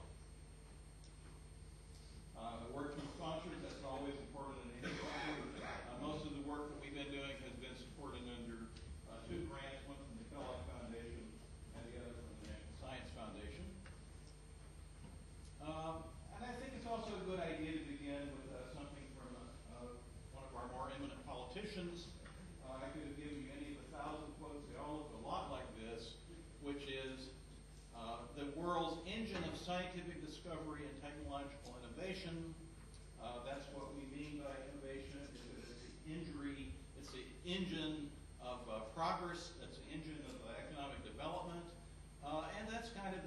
generic innovation policy statement. That can be found in almost everything anybody says about innovation policy in the United States. Innovation is the engine of the economy. Notice this microphone? Okay. All right. This will be cumbersome, but okay. What if I speak in 4 or 5 languages at the same time? Okay. So as you see from my pictorial, we have the engine of the economy going vertical. Let's hope we can sustain it. And of course, here's some of the assumptions that are predominant in innovation policy. And particularly, I'd like to note that science must be unfettered so that the marketplace of ideas can achieve efficiency.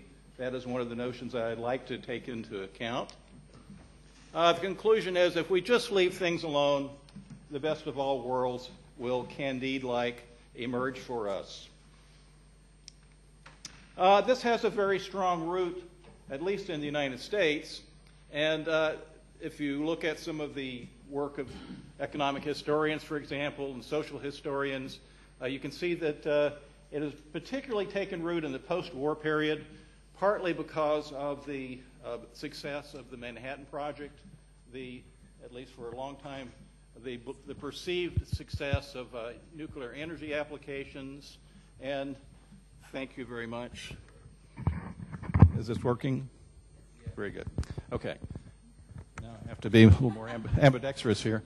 And also, the most important, also the large-scale corporate science that emerged really in the United States not till about the 1950s. All of this is part and parcel of the innovation as the engine of economy metaphor. But there's also some research and theory basis.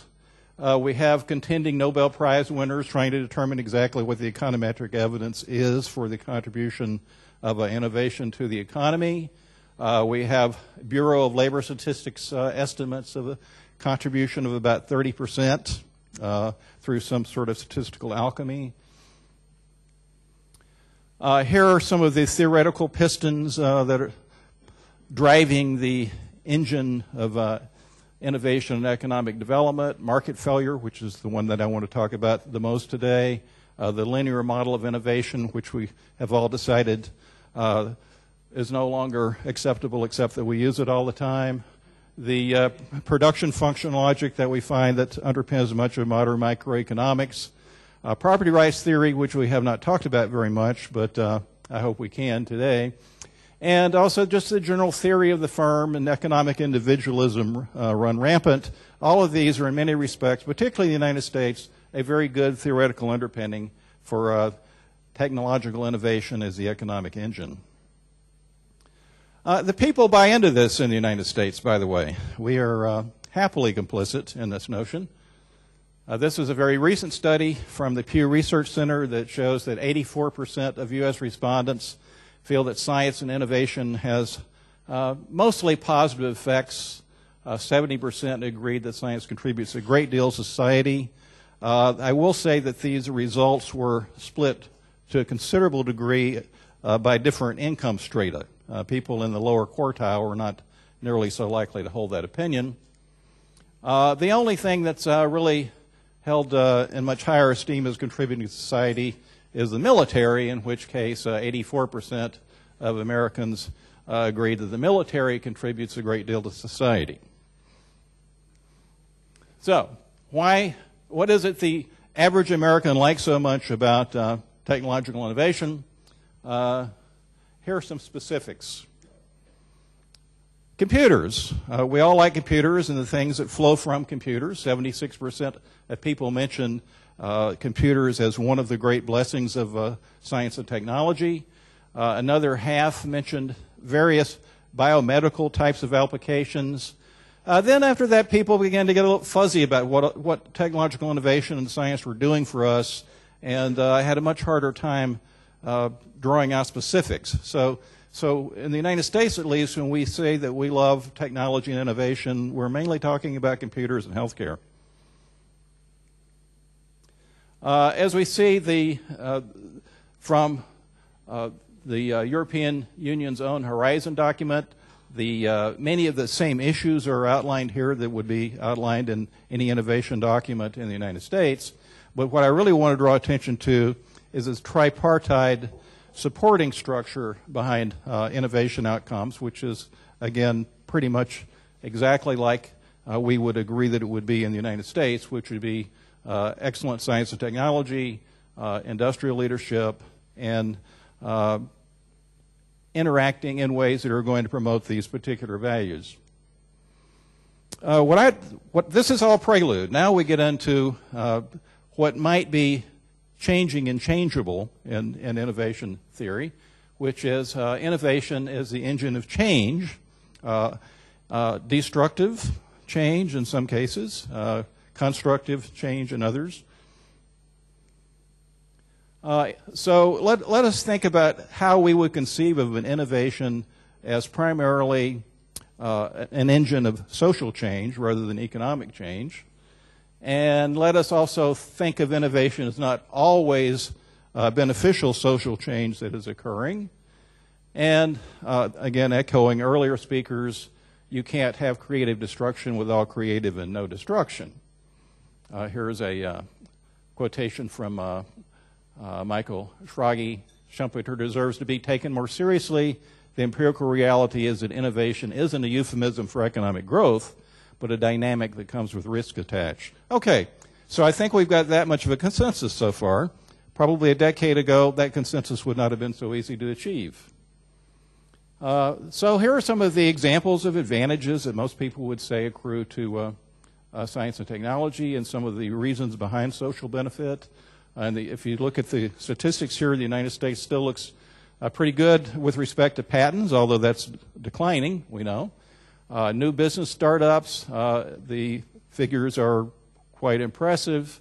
R&D expenditures, the United States, at least according to the Battelle Institute, still spends more on R&D than the European 27. So that looks positive. However, the United States ranks just above Slovenia in world health care, in spite of the fact that our health expenditures, particularly for research, eclipse everyone else. So maybe it's not all about innovation. We are innovating. I think we have strong evidence for that. We're also sick. We have strong evidence for that. The U.S. infant mortality rate is 34th. That's never a great indicator of the society's health. That puts us a little bit ahead of Malta, but Malta really does not spend as much on healthcare innovation as we do. The United States Gini Index. Now you might wonder, what would equality or equity in society have to do with innovation? We will come back to that. The Gini Index is a measure of the extent to which there's income inequities in society. The United States is a little bit ahead of Malaysia, but we're quite a ways behind Sweden, Hungary, and actually most of the countries that are represented around this room. We are getting a little worse in the corruption index. We still are ahead of Uruguay, but 24th on the corruption index is probably not exactly where we want to be. So I guess my message is that innovation is important, but obviously it's not the only thing. I think we can assume from these statistics that bad things can happen in society even with a great deal of investment in R&D and innovation in particular areas such as healthcare. Possible implications. It's not going to ensure our well-being. It's neither necessary nor sufficient. Economic growth is neither necessary nor sufficient to ensure well-being.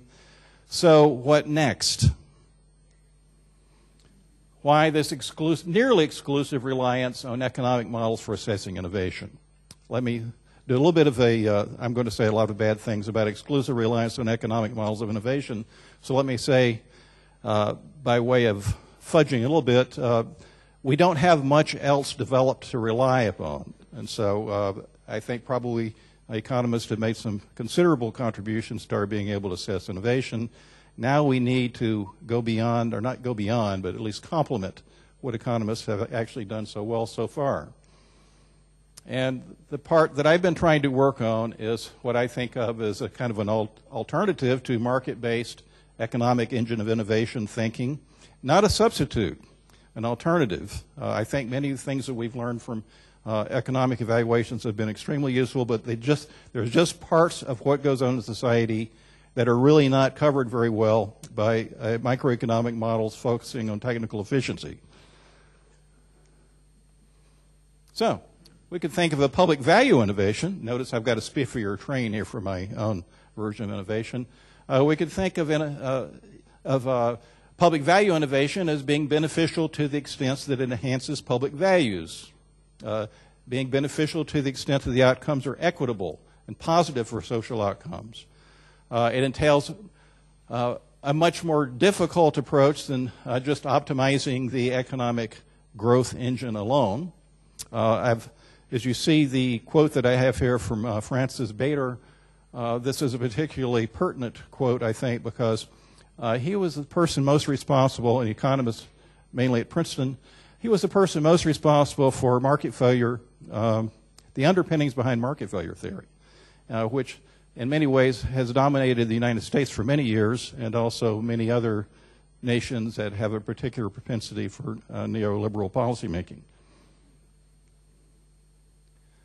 Here are some general principles for what I call public value innovation. First of all, privileging capacity-enhancing innovations. Some innovations do more for more people than other innovations by their very nature. And I think we can predict in some cases which ones are going to be capacity-enhancing innovations. Working for fairness and equity in the distribution and social costs and benefits of innovation. Again, I think sometimes we can predict which innovations are likely to extract less equitable benefits and less, and less equitable costs. We have developed a modest model for a set of alternative criteria for evaluating these factors, and we've also begun a even more modest research agenda trying to map the development of public values that are associated with innovation outcomes. This is an example of some of the modeling that we have developed to think about, I guess you could almost say, deconstructing the impacts of technologies. The idea being that some innovations are capacity generating, whereas others are more hedonic and immediately consumed. Some have very individualistic impacts, and others have social impacts. And that leads you to a quadrant that can give you a typology of innovations that immediately allows you to see that certain kinds of innovations might be privileged over others. Here are some of the issues that are related to the distributional equity involved in public value innovations. For example, minimal research and innovation has been devoted to diseases of the poor. We know that, and we also probably know most of the reasons for that. Increasing funds allocated to very expensive high-end medical technology usually are not accessible to everyone in a society. Placement of toxins, nuclear waste, typically are not in the wealthiest suburban neighborhoods. There's a whole area called environmental justice that's grown up around that topic of citing various wastes in economically disadvantaged neighborhoods. R&D tax credits, which are extremely highly positively assessed by most policymakers in the United States, in fact have some limitations, not the least of which is that they reinforce businesses that actually have a profit, even now with the changes that have been made with tax credits. And also another issue that's received a great deal of attention, but not so much as an innovation issue, is a concern with the science and engineering pipeline, which is not exactly where we would go to find a great land of opportunity, especially if we're interested not only in race and gender, but also in class. Because in the United States, like many other countries, the primary predictor of being a professor is that someone in your immediate family was a professor. So it's not really an up by the bootstraps vocation. It's easier for me to say that since I went to junior college. So this is kind of the theoretical basis of some of the work that we've been doing that actually tries to understand what would be the meaning of a public value and how would we know one would if we saw it. And The operational definition here is a society's public values are those about which there's some normative consensus about the rights, benefits, and prerogatives that citizens should have and not have, the obligations of the citizens to the society, and the principles, the most core principles around which a government and policy should operate. This is an example of the typology that we've developed for alternative criteria. I certainly don't have time to go through all these, but you can see that there is almost a kind of a parallelism with market failure reasoning. So, for example, what we're concerned with in these criteria would be not exactly preventing monopolies, but preventing legitimate monopolies. And what we would be concerned here with is not necessarily competition, but with the distribution of benefits and how we would measure that. And what we're concerned about is the ways in which we have ability to present values articulation for any particular policy. So the suggestion is if you put this set of criteria next to a set of market failure criteria, you would not exactly have a complete listing of all of the factors you might want to take into consideration in policy making, but you'd probably have a more, probably an enhanced means of evaluating policies, including innovation policies. This just goes to show that it is possible to consider public value success and failure along with market success and failure. And this is kind of a simple lesson, but one that seems to be lost on some U.S. policymakers, which is it is possible to have a market failure and a public failure at the same time, just as it's possible to have a market success and a public success at the same time, that the two are not anathema to one another, but in fact reinforce one another. We have also been able to do some work in science and technology that has tried to apply these sorts of criteria along with market-based criteria to try to determine what sorts of assessments we might develop looking at science and technology policies if, in fact, we use these broader social criteria. As I said, we have begun to develop a method for public value mapping, we call it, which is to look at the flows of science and technology outcomes, of innovation outcomes, and by mapping those flows to try to understand, at least in not so much in a prospective way, but after the outcomes, to try to understand what events have led to outcomes, bad and good, social change, bad and good. Again, I don't have time to go over the methods. These are more sort of illustrative. Public value mapping is, in a sense, it's not exactly the most rigorous of methods, but it is a way to try to track outcomes against something other than traditional market-based criteria. We can see some of the objectives of public value mapping is to provide a social theory that is a basis for research evaluation, to try to connect assessments of social outcomes, and to develop generally a method that's going to be widely applicable to a wide variety of institutions. These, as you see, there's a set of operations involved with public value mapping. What I will say is that much of it has to do with essentially a sort of developing a logical framework to try to translate particular outcomes as social outcomes and to try to backward map those social outcomes as best as possible. Again, this is actually widely available, so I apologize for going over it too quickly, but it is in the literature and even online. There have been three major applications of this to this point. One of them is a breast cancer research and innovation application that was done by Monica Gahn for the Consortium of Science, Policy, and Outcomes. Also for CSPO, an analysis of GMOs, and more recently an analysis of nanotechnology water. We have a series in the journal Minerva that uses this method in a variety of case studies. And as you can see, they're interlinked. They all use the same criteria that I just introduced, the same operations I just introduced, but in different domains, to try to see what would happen if we evaluated innovations in these domains by a social methodology. Probably, let me end on a little bit of weirdness. There's no reason to be overly concerned about approaching public value mapping as a qualitative technology. It's also possible to do this sort of work as a quantitative technology. More recently, we've done some work on trying to quantify public value outcomes of nanotechnology by using a variety of multivariate statistics to examine changes in public policy and legislation over time and to determine whether, in fact, the changes that have occurred in the public policy have any correspondence to what the original mission and goals of the policy happen to be.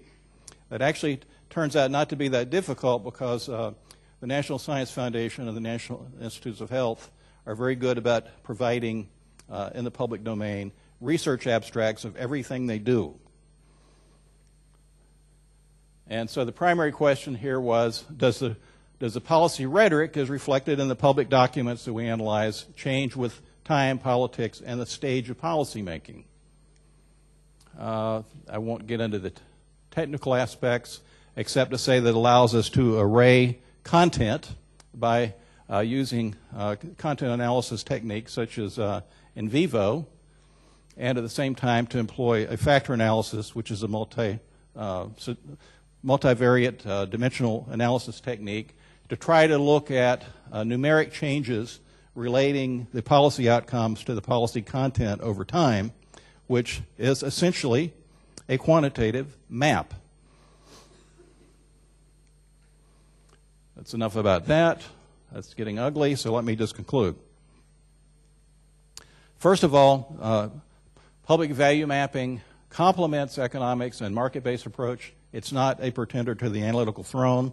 If I had more time to go into this in detail, you would say, oh, well, that's pretty elementary. And of course, unfortunately it is, but we're working on it. It has advantages. It gives you a very different perspective. It's a focus on ends rather than on means. It focuses on what we're trying to achieve rather than our ability to measure what we can achieve. And it has a disadvantage: poor theory, limited technique. So the challenge is to move from soft heart, soft mind techniques to soft heart, hard mind techniques. That's an aphorism in policy schools, which is where I work, which is that we want to take your soft heart and penetrate that and also develop a hard mind. That's what we're trying to do with a set of techniques. We're not there yet. Thank you.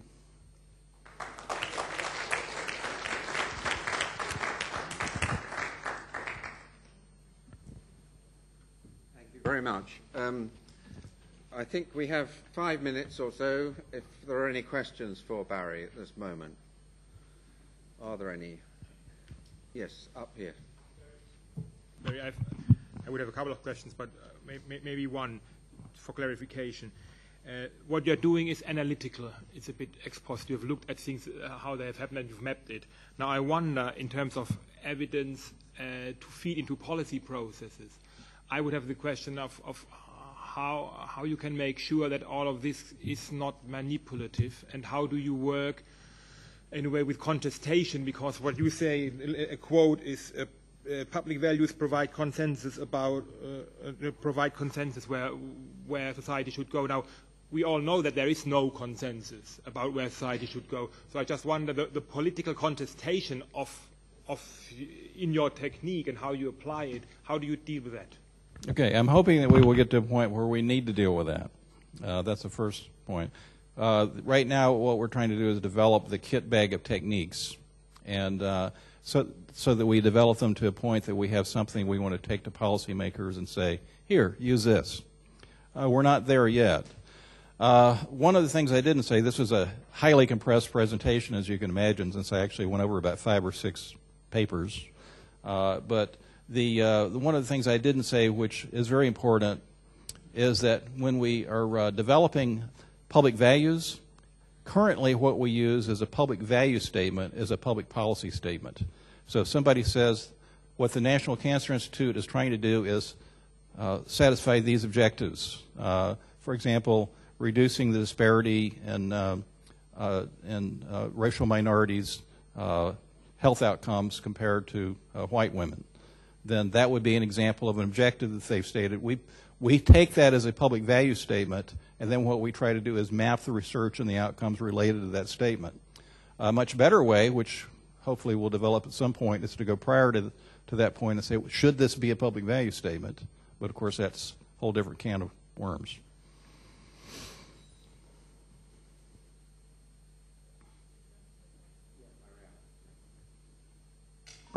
I too have about 20 questions to ask you, but I'll just focus on one, and I really enjoyed it.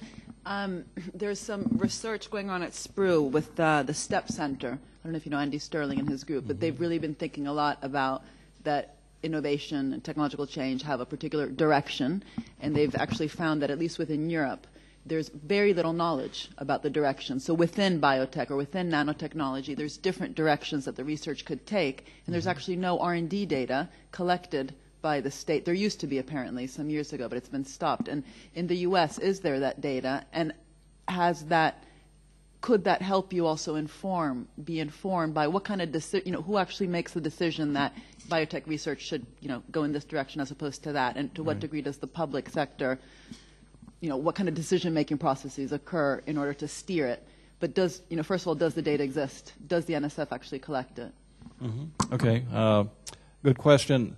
What I'm not going to talk about too much except assert it as a proposition, because it would take a long time to give you all the nuances of this, but the policy making in the United States is much, in some ways, science policy making is much less evidence-based than it is in Europe.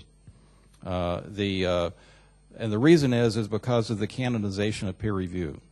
Because if the National Science Board wants to know something about the future of nanotechnology, they have much more confidence in letting a contract to the National Academy of Science, having them assemble the gurus of nanotechnology and then doing what they say. That's the first point. Second point, yes, we do have the data.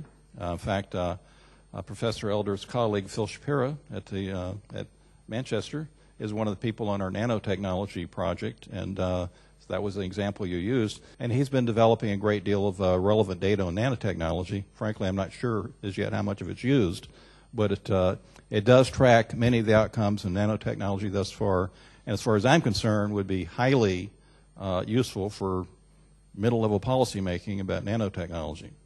And I think that is replicated in several other areas as well. So we do have the data. The problem we often have is getting a match between the data and policymakers in the United States. Right. Yes. This is a key indicator, I think. I used to do a lot of work with the evaluation division at the National Science Foundation. They no longer even have an evaluation division.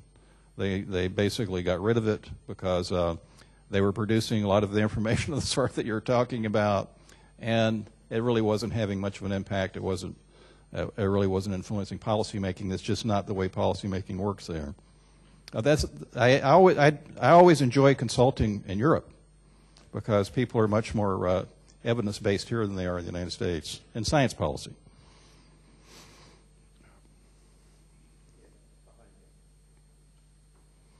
Sorry, it will be a short question. You started your talk with this locomotive and the narrative about innovation being the motor of the economy. And I sensed you wanted to portray a culture of innovation, or something like a culture of innovation in the U.S. And suddenly you said, well, maybe this is something that we're also discussing in Europe, but there are people who are asking, does Europe really want to be innovative? Right, yeah. Well, I think it touches a point that I feel it's important. First, do we have a culture of innovation in Europe? Do we want to have one? And who does want to have one? There may be cultures. I've been living in Italy. We have had that. There's a lot of people in Italy who say, well, we like the lifestyle we have right now. Yeah. We're proud of that. We don't want to be this and that. Can you maybe... Yes, well, we don't do slow food in the United States. That's for Italy. But no, I thought it was remarkable when I came here and saw that people were asking, well, do we really want to innovate? Is this a prime value for us? I have been to more conferences than I could recount related to science and innovation policy in the United States, and I have literally never heard anybody ask that question, or maybe individuals, but it's sort of a kind of a corporate entity of a conference asking that question, or people involved in establishing the goals of a conference. I've never heard it come up. People just, particularly policy-relevant conferences with policymakers, no one questions that innovation is a good thing. There'll always be a few voices in the wilderness saying, well, you know, sometimes weapons kill people, things like that. But basically, it's just really part of our credo. And I don't know that much about Europe, but I get the impression that it is quite a bit different here.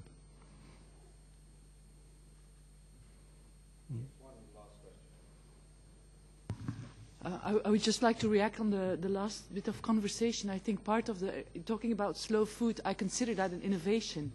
It's except right. It's good social point. Innovation rather than a technological one. And I think the big difference is in, I think your story or American story, if I can understand it right, is like innovation is an aim in itself. It's something normative. It's something good in itself. Yeah. Whereas we could say we want innovation insofar as it is an ethical response to an injustice in society, not a positive value that we need absolutely to pursue, like it or not, but something that can help to create a better society. And if it happens to be slow food that we need, then slow food should be innovation.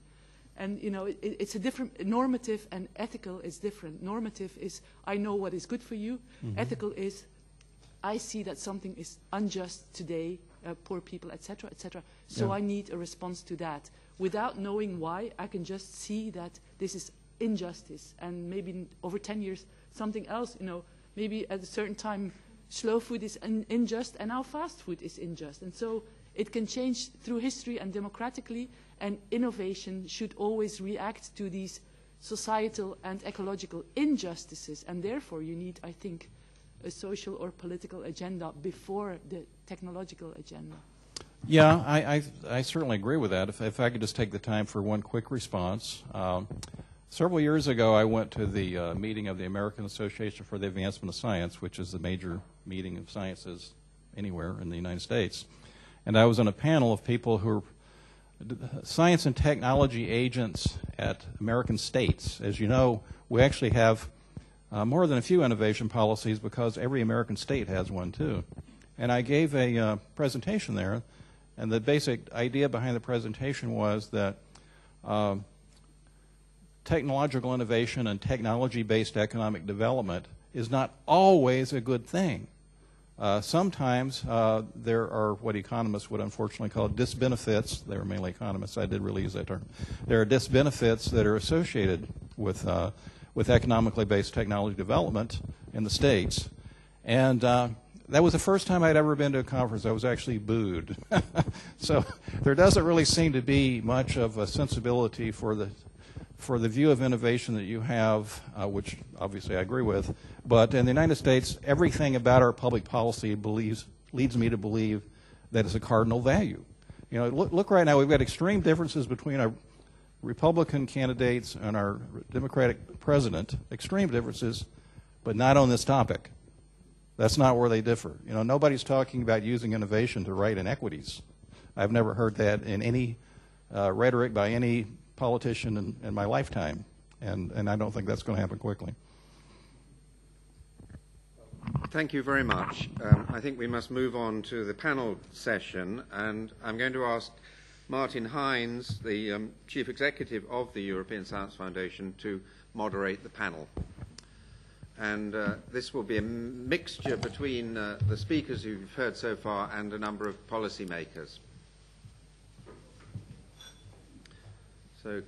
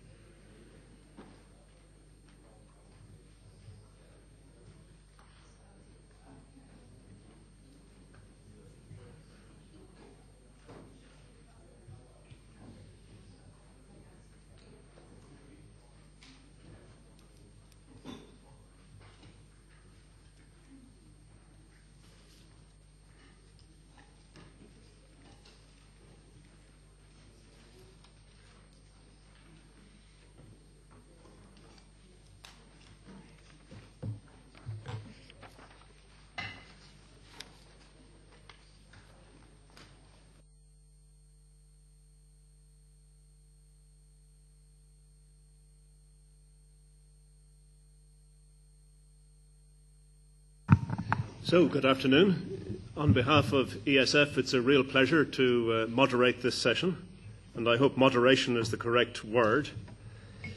Essentially, what we've got here is the speakers of this morning's session, along with a number of policy representatives. So what I propose to do is that I'll take it that you know the presenters. We've all seen them introduced, we've heard their presentations. But I'd like to ask each of the policy representatives just to introduce themselves, to say who they are, their affiliation and their interest this afternoon, firstly. So if we could do that. So policy representatives, please. Yes? I'm one. I'm Peter Joel. I work in the European Commission in DG, in our Department for Research and Innovation, where I'm in charge of innovation policy. Thank you.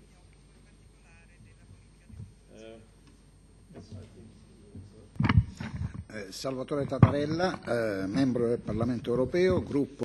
Member of the European Parliament, EPP group from Italy. I'm a lawyer. Commissione Envi. The Environment Committee. And my name is Mr. Kent Johansson, and I'm also a member of the European Parliament and a member of ITRE, which is the responsible commission for Horizon 2020. And I will also be in that. I'm the shadow rapporteur of my political group, which is the ALDE group. Very good. Thank you for that. Secondly, I proposed indulging myself in a few words of introduction. Having spent 20 years trying to persuade governments to invest in research and technological development, I feel a little bit of a fraud here this afternoon, because I'm ashamed to admit that I really have no solid evidence to link beneficial innovation and investment in research or research careers. The problem is that we can point to an association, we can point to a correlation, but not to any convincing causality. I recall the words of, I believe it was associated with Revlon. In the factory we manufacture cosmetics. In the store we sell hope. In the universities we invest in science, social sciences and humanities, and research careers. To the public, we pretend that this is going to lead to direct innovation and benefits. My own early career was in the world of big laboratories, major company investments. And in fact, I was in the National Science Foundation in Washington when the news came through that the last of the major Bell labs were closed. The rhetoric today is that of open innovation. If there's anything I have learned, it is that there is a need for mobility, a need across disciplines, a need across sectors, a need across components of the community and across nations. And one of the most seductive explanations I've heard, during lunchtime we were talking about trade routes and trade mobility. But spices were one of the early drivers of trade. And many of you will probably have heard of Paul Romer and growth economics. Unfortunately, not a happy topic these days, but certainly one that's very convincing. And his analogy of innovation with cooking. Imagine we ran out of recipes. I just don't see it happening. Some comments that were made I would like to reflect upon. And in our own discussions, several speakers spoke today about destruction. When we speak about innovation, I think we also have to speak about closure and destruction. And I recall speaking with DARPA, obviously one of the sources of real innovation in the system, and asking them how they can get away with the sort of vicious reviews they have on their programs, their funding programs. They have vicious annual, 18-month, 2-year reviews. And they said it helps to have the Joint Chiefs of Staff behind you. In Europe, I'm not so sure we're good about shutting down our earlier and unsuccessful innovations. Now, my third task, having had that indulgence, is to ask each speaker to say just a 1 or 2 minute intro to the session to stimulate the debate. So perhaps we could start on this end, Mariana. I think we're starting on that end. Who's going to say this? Are you ready or not? I'm ready. Okay. I was told that basically I should just repeat what I said before in 2 minutes in case. Is it correct that we should say... Just 1 or 2 minutes, yeah. Yeah, okay. Key points. The key point, I would say, that Europe, whatever that means, has to be very careful when it copies and learns using Jacob's words from the U.S. because in thinking back to some of the points that Alan Hughes mentioned this morning, there's a very complex system of innovation in place in the U.S. And the risk that we currently have in Europe, and unfortunately I do see some of this replicated in the sort of Horizon 2020 documents that are coming out, we have, again, mythologized, I'm sorry if I'm repeating, but I was asked to do this, certain of the actors, and the key example would be venture capital, but there's many others, and at the same time undermining the wave that venture capital has ridden in the U.S. So we're talking about the surfboard without the wave. And venture capital, and we have evidence of this in at least 6 different sectors, has very much ridden the wave of major state investments. And I was in a meeting yesterday in RTD Research, whatever I can never remember how to say these departments in the European Commission, where I heard again the myth that what we need in Europe is to think of ways to nurture private venture capital and to forget the whole possibility of public venture capital because the returns are so low. And to me, that just shows they just don't understand what has happened in the U.S. Very good. Thank you for that. There's a couple of things I'd like to discuss that we haven't spent much time on. We've spent a little bit of time talking about whether, in fact, Europe and other places are copying the U.S., and I'm not sure about that. But I do know of one respect in which much of the world is copying the United States, and we didn't even talk about it very much, and that is in university-industry relations and university centers. Maybe it's just because that's the primary thing I do my research on, I don't know. But I would like to talk about that. I do think that is one distinct difference between the United States and Europe, even now, even though there has been some change. And I'd also like to talk about the university systems generally, because when I do visit Europe and European universities, it strikes me that is the biggest difference. It's not industry. It's the way the universities are structured, the university cultures, even the nature of education just still seems remarkably different between the U.S. and Europe, and probably less so among European nations. But if we could talk about that a bit, that would be interesting to me, at least. Certainly a very interesting observation. When you say Europe, you almost assume as though the European countries are alike in their education and interaction, only from a long distance away. Yes. So here we go, Jakob, I think. Oh, it's only us. Oh, so it's only us. Sorry. I'm caught by surprise. First of all, can I start with thanking the translators, because I realized when listening to one translator that I speak much too quick. So thank you for your task. Well, I have one provocation which has not much to do only a bit with my talk, which is maybe we should forget about innovation policy altogether. Of course, not with what innovation policy does. No worries, Peter. But the way it's organized, maybe our innovation policy should come much more into the domains. It should be responsibility and driven by the domains, by these ministries who are responsible for transport, energy, health, and all of that. And innovation policy then is responsible for the systemic learning and for making the connections, for building capabilities across the system. But the real investment and the real discourse with the system, the real capabilities, the real expertise is elsewhere. And if their innovation expertise and capabilities in terms of innovation policy comes into those ministries or is coordinated very differently, much more radically, then I think innovation is then driven by what we actually want as a society and not only by the economic effect of innovation. And if I come back to the public procurement policy, for example.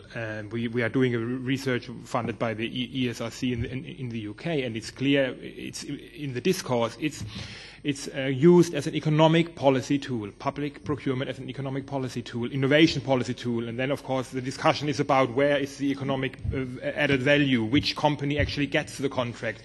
Do we have Bombardier or do we have Siemens in delivering the trains, for the new innovative trains for the UK, and so on. And we start the discussion then from this very narrow definition of economic benefit and not about the innovation benefit in a much broader sense. Therefore, maybe we should really turn the discussion upside down and start with actually what we want with innovation, out of innovation, and then only the economic benefit.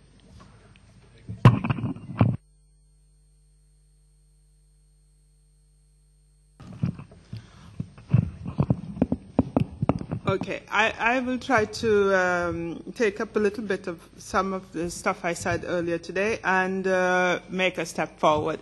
I think I would like to make a plea for a more multi-centered innovation policy.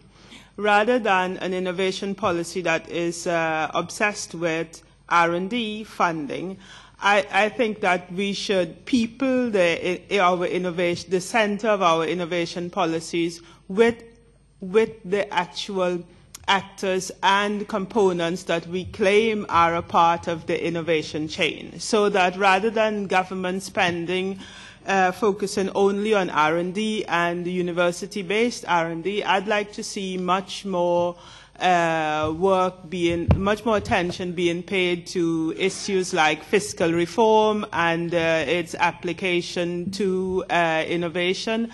I'd like to see much more attention paid to issues of service innovation rather than simply technological innovation, and lifestyle issues, and much more focus on some of the core competences of the non-Northern European countries. Because I think that innovation policy in the European context has been captured by the imagination and imagery of the Northern European mind, which is one of an engineering logic, and that some of the creative forces that Europe is actually admired for in service and other creative industries are not enough in the center of our discussions and policies about innovation. Thank you.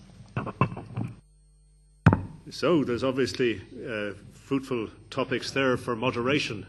Could I throw it open to the floor for some questions and interactions that we could collect? Yes, please. Thank you. The question I would like to raise is the following. During the present economic crisis, are we witnessing, with the economic difficulties, any sharpening of innovation, or by the contrary, a starvation of innovation? What is the personal views of the members of the panel? I'm glad I'm not tasked with answering that one myself. I don't have the data. I'll take that one. Yeah, Barry. I don't think anyone has the data, but there is a parallel set of studies that have been going on for decades, which is whether innovation occurs under scarcity or munificence. And most of that literature comes to the same conclusion, which is that it occurs under both circumstances, but that the innovations themselves are different than they would otherwise have been with a different level of resources. So I imagine that's exactly what's going on today, is that there's still a high rate of innovation, and the type of innovation that is pursued has been transformed by an environment of scarcity.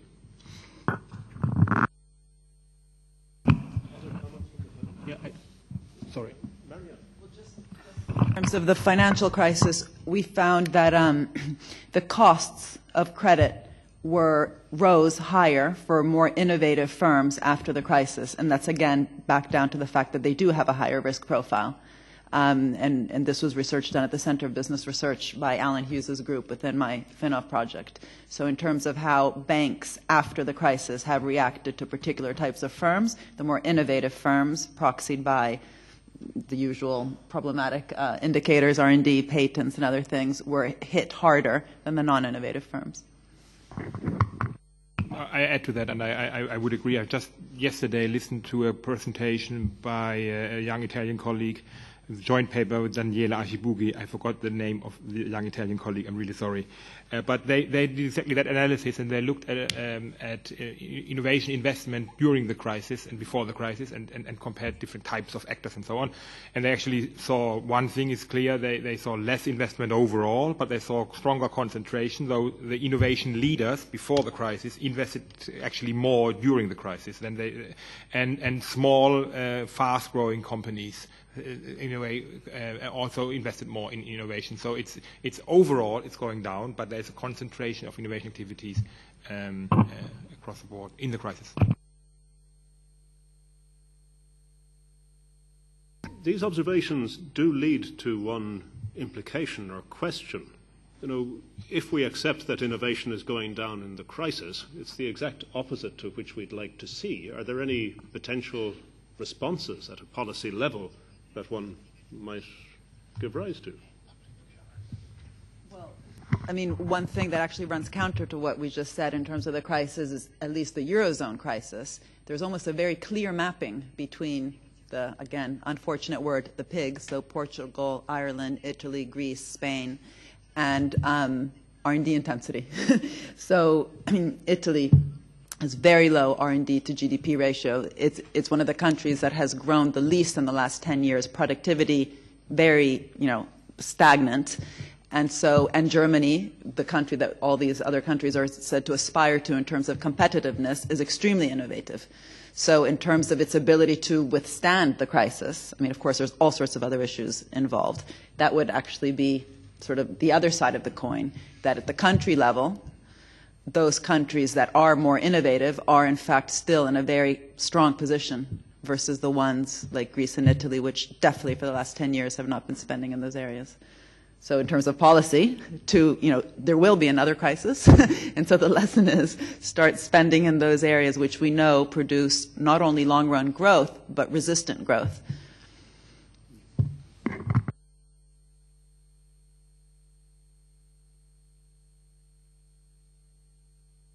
Yeah, I'm Mikola Jeffrey from STOA. Regarding this investment in innovation, I had a feeling of missing something, because it seems to me that we always speak about Europe and the US. And what about the investment in China? How did it appear during the crisis and following the crisis? In China and by China. Do you have any figures on this?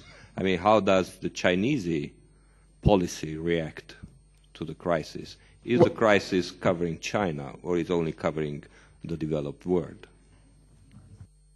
Because I'm not an expert on China, but China announced its 5-year plan after the crisis, 1.5 trillion over 5 years in 5 key sectors that are, I think the sectors were environmentally friendly technologies, new types of engines, new generation IT, biotech, nanotech. I can't remember the last two, and that says it all. I mean, that while Europe is sitting here bickering between who's in, who's out, China makes it very clear where they think the future is, and Europe should be trying to get together, not these ridiculous situations that we've witnessed in the last year, to think how are we going to form a pole that can compete with China and the U.S.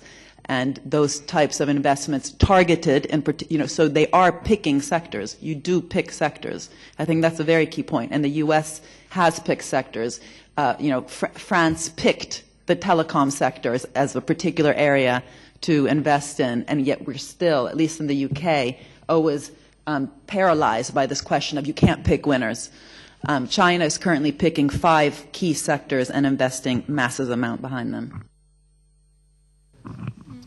I think that there's one aspect to this which probably Europe could learn from, and that is that we have moved away very much from the notion of using public procurement as a stimulus for innovation.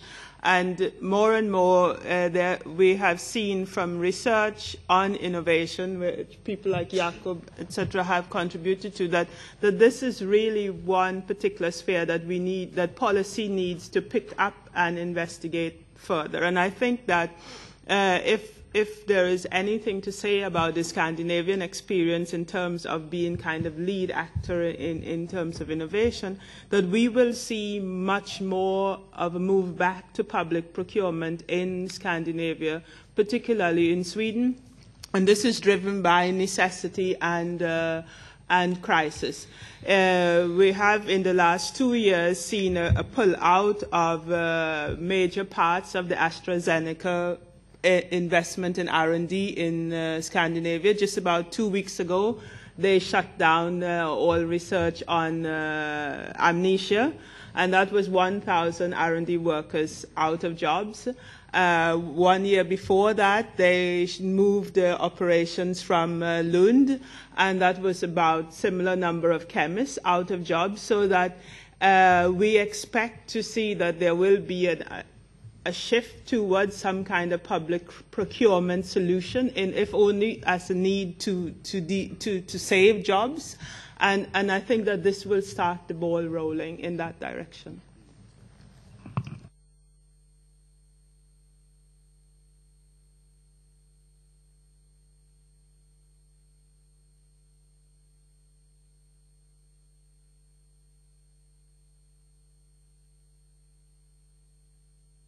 Yeah. First of all, thank you very much for the possibility to have some comments. I couldn't listen to the whole day because we have been in our committee voting for 3.5 hours, so before lunch. But some comments. I'm a rather new member of the European Parliament since October, and before that I was a regional minister in the west part of Sweden, Gothenburg and region of Västra Götaland. And to give some, and first about the question about investment. Now we are discussing Horizon 2020, and I think during this crisis there is overall discussion that we should put more, if I use the word, money into research and development, research and innovation. And among many member states, they say that we should have a perhaps lower budget for the European Union, but they want to put more money into research and innovation. So that's a clear message when we are discussing this, for example, in the ITRE committee. And also some comments from more a personal point of view. When I was working in the region of Västra Götaland, I think that we have among one of the highest investment in research and innovation in private investment in the world. So there's a lot of, and if you have companies like Volvo, Ericsson, AstraZeneca, SKF in a population of 1.5 million inhabitants, that gives you a very good strength. And then, and also my personal background, my parents were farmers. And it was always said that everything could be done in an easier and better way. So there's a very strong innovative way of trying to handle situations. And then I want to put some words, some comments that I don't know if has been mentioned. And that's the perspective of innovation, to be democratic and involvement. Because I think it's very important that you have a democratic and involvement in innovation. And let me take some examples about that.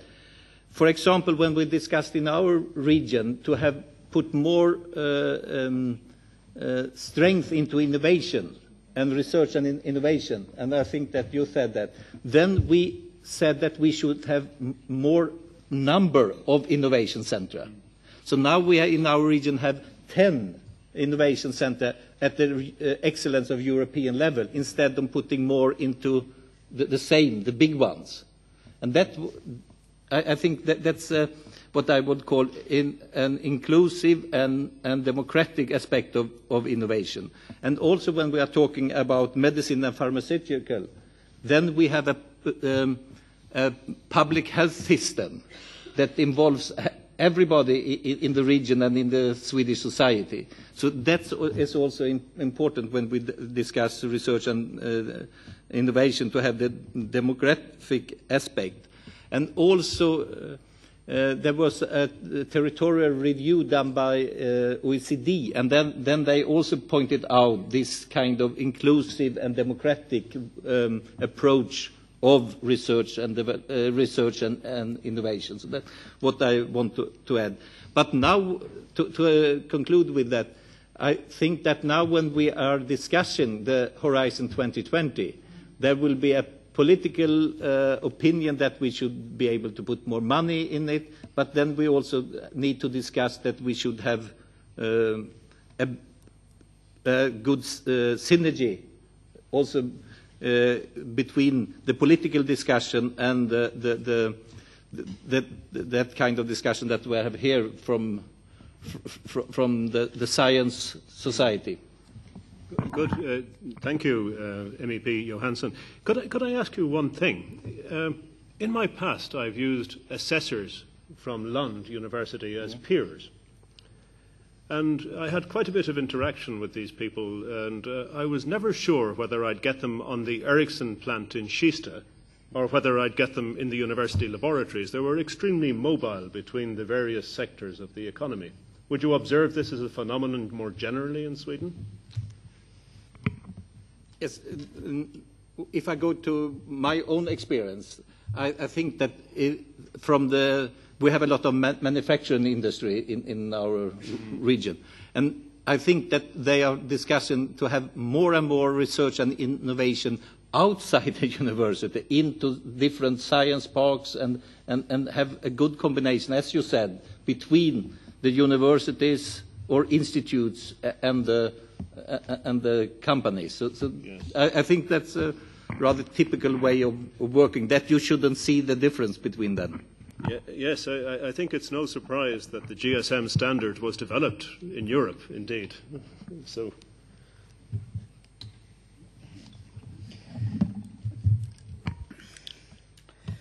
Io sono parlamentare europeo. Well, I'm a member of the European Parliament, and I've been one for a considerable length of time. I've heard several debates along these lines.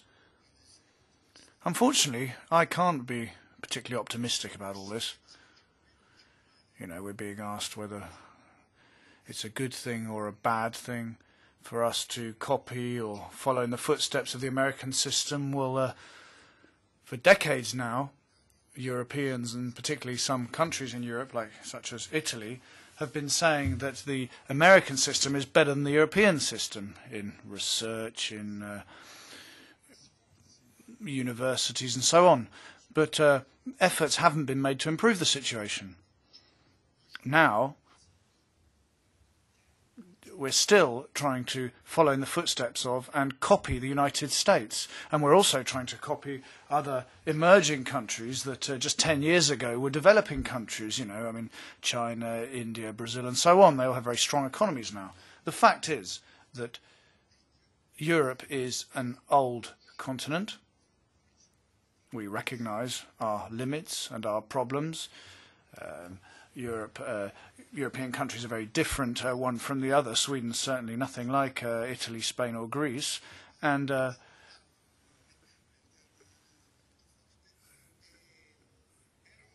in addition, in Europe, we run the risk in these southern countries of being a problem for the rest of Europe. Now, we have countries in which corporations and lobbyists are very strong, and there's a very great problem with liberalisation and competition and so on. There are small lobbies, for example, such as lawyers or taxi drivers or pharmacists.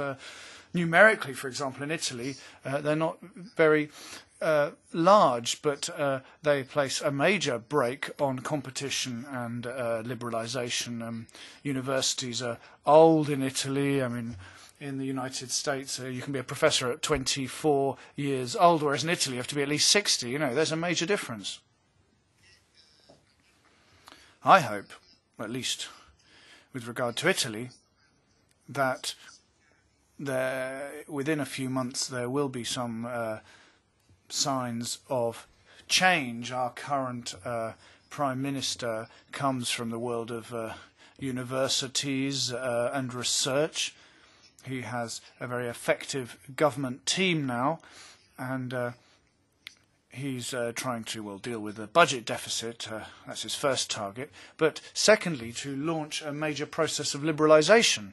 And I hope that progress will be made on this in Italy. And I also hope that this can be an example for the rest of Europe. Europe needs to make a major effort. We need to move towards more effective governance.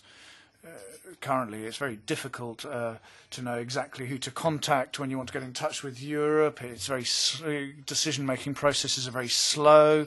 Some people have their own interests at heart, as is understandable. But the fact is that if you have Europe's interests as a whole at heart, you have to take care of weaker members as well. So I'm hoping for a step change in European governance, and that then, finally, we will see a United States of Europe that, at least in the field of research, can make considerable investments to a far greater extent to the investment that we've made over recent decades.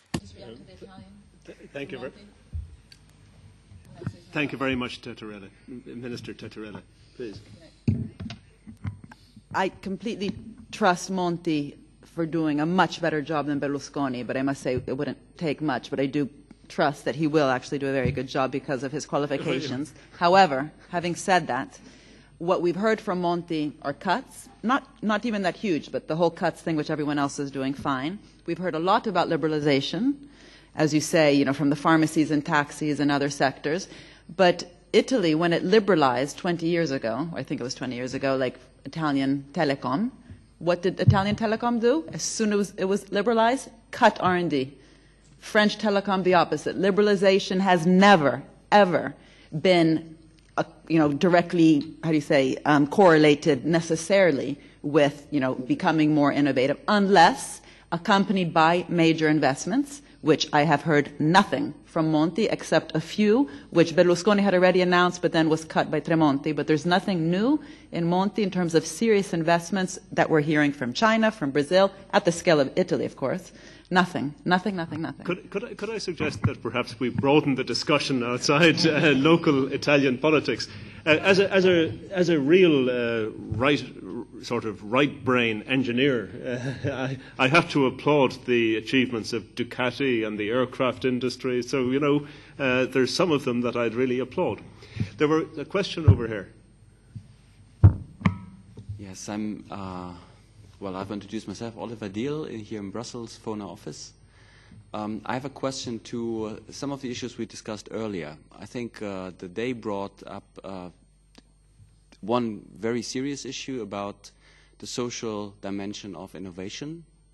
I think Mrs. Jakob, she said the notion of innovation is kind of hijacked by this North European engineer type way of seeing it.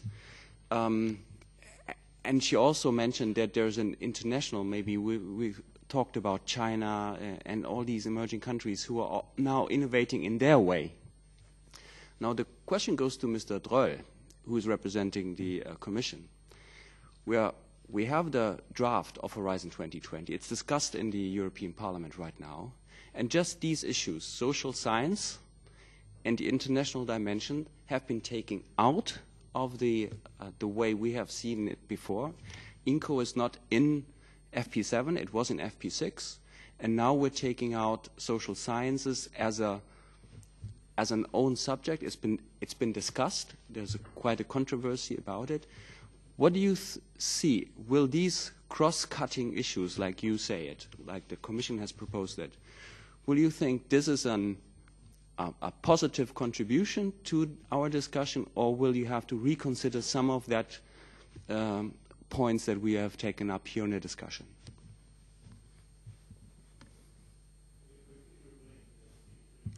Sorry for being so direct.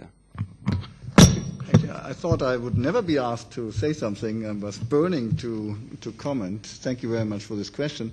May I start with some more general comments, because this conference today was not only fun, it was also, I think, fantastic, and I agree with many points. The role of the state, the myths we have been talked about, the systemic failures. I think very important the point on inequalities in Europe, and I think if we go a bit broader, not just innovation policy, the problem Europe faces now is to be truthful to its origins and exercise solidarity and fight inequalities.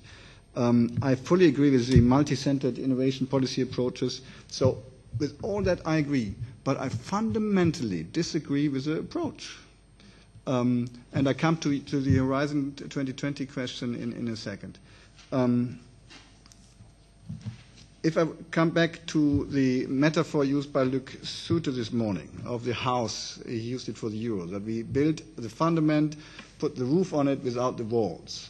I think the discussion today, most of the time, venture capital goes wrong, kills innovation. It's probably true that we copy blindly and it doesn't work because we don't have the structures. It is also true in some cases. But to me it sounds as if we are urgently building a house for a safe, a strong, a value-driven Europe.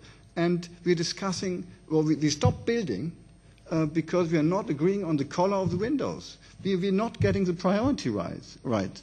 We define innovation as something which is not. It's not a value in itself. It's not an aim in itself. The lady in green said it. It is a tool which enables us to achieve values, targets we set. And this is part of the Europe 2020 strategy and our strategy for growth jobs.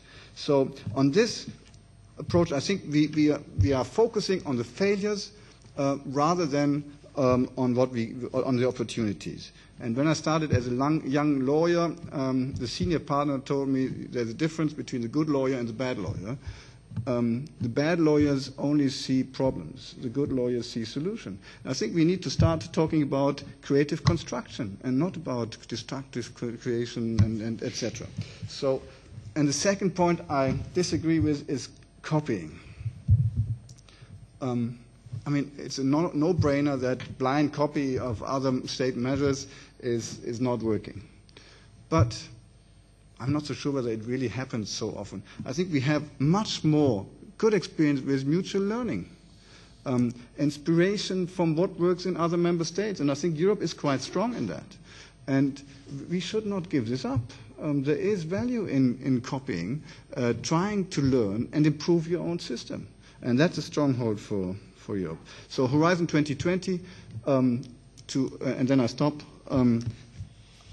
I don't know where you take this from. Social science, humanities will be very strong in our challenges, the societal challenges. And the international component will be very strong throughout the priorities we have, with one caveat. If we move from an R&D-centered program to a program which is more open, which includes service innovation, which includes public sector, which includes public procurement, but which includes also more the market, closer to the market applications, our benefits of international cooperation become more blurred. It's not so evident. It's a clear win-win to cooperate internationally with the best brains throughout the world on a scientific topic.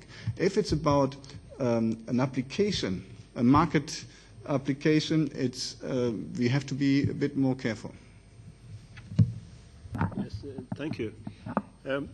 Just one thing, if I might pick you up. The question of empowerment for young researchers, young people as innovators throughout Europe.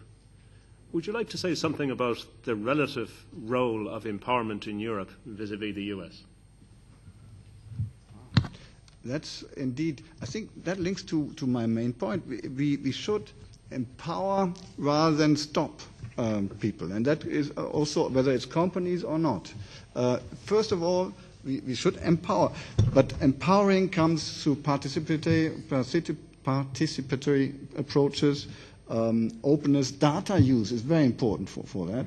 And I think in that case, Europe is not that strong because we are not using public data as much as we could, and this is very strong to enable people with smart ideas to get involved. Yes, thank you. May I have a comment on your question also?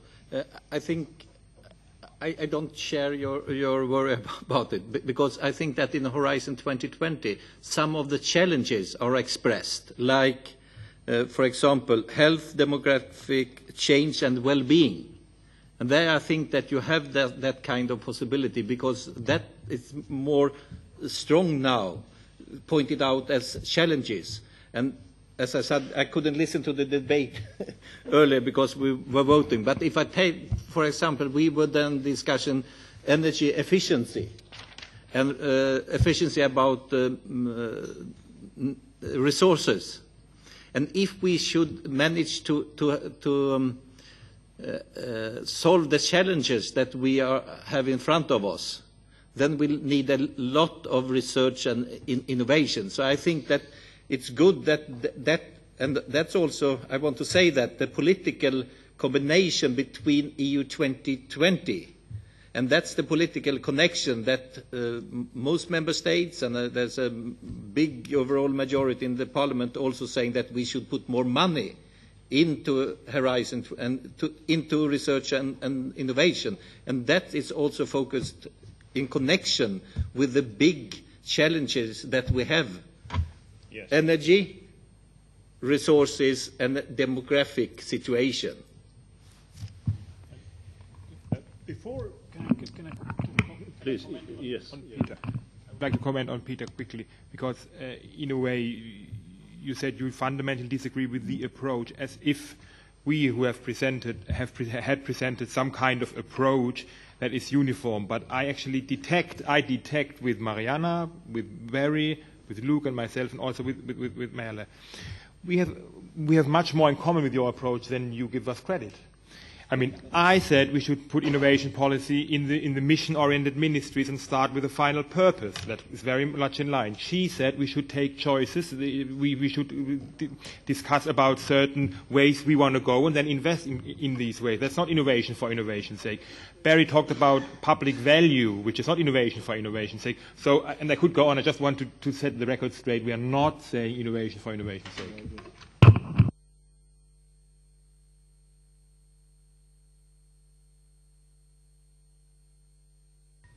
Bernd Halling from the company Bayer. Just maybe a little provocative. I think it was fascinating discussions. I learned a lot.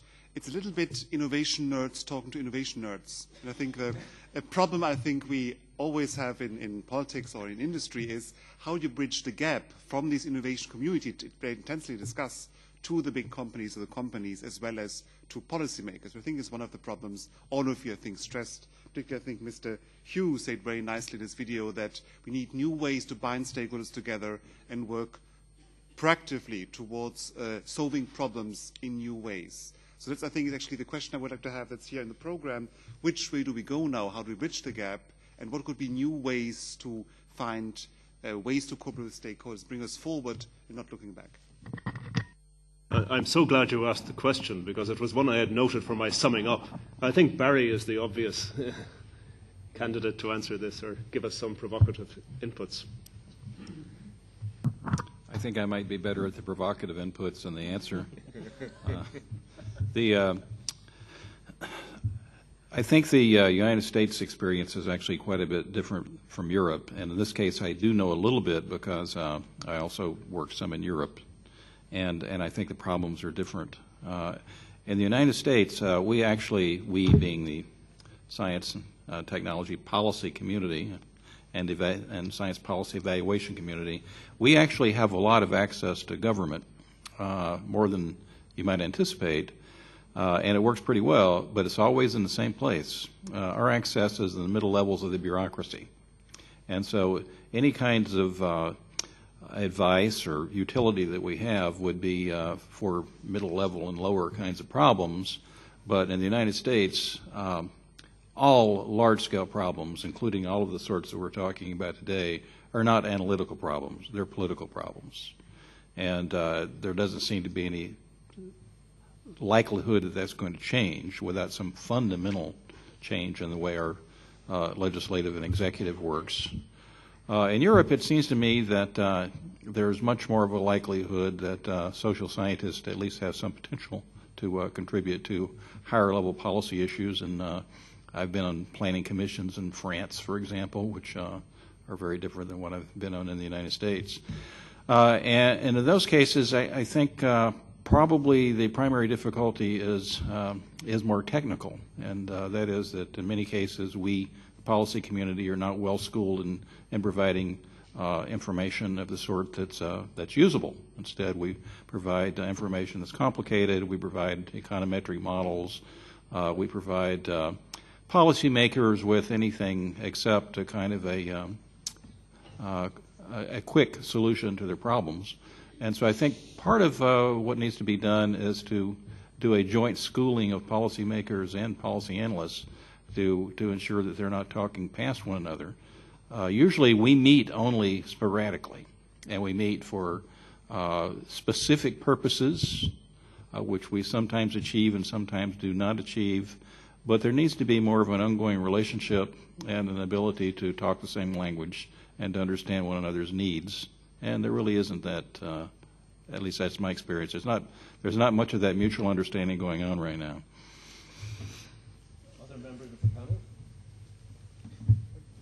Just one comment, because Barry again talked about Europe is different than the US. I would say within Europe there's a huge difference as to the discourse between policy and innovation analysts and policymakers. I've worked in two systems, and I know there's some Germans here, but I still say it. I find it much better organized. The whole culture and absorptive capacity in the public sector is, I think, in my area, much better in the UK than it is in Germany, just in terms of numbers and ways it is organized. So it's very diverse within Europe. Two things to say. The second one is going to be much more depressing, so maybe I should say it first. We've used the word financial crisis, but no one, I think maybe I did once, has mentioned the word austerity. And none of this is going to happen under austerity. And by the way, the U.S. hasn't done the austerity. At the federal level, no. At the state and local, a bit. But at the federal level, no. And now they're picking up again, it appears. You know, China, no austerity. Brazil, no austerity. Finland and Germany in Europe, from what I see, there's not too much austerity in terms of these investments. In every other country for the next 5 years, I don't know where the money's going to come from. And currently it's going to be put into the treaty. They cannot spend over, what is it, the 2.5. They're not going to be allowed to do any deficit spending. And all these investments in every single country, not just the U.S., but definitely the U.S., has always been done via deficit spending. Why? Because the future returns are foreseen to be so high, it's worth it. So what is going to, so Peter, this is to you.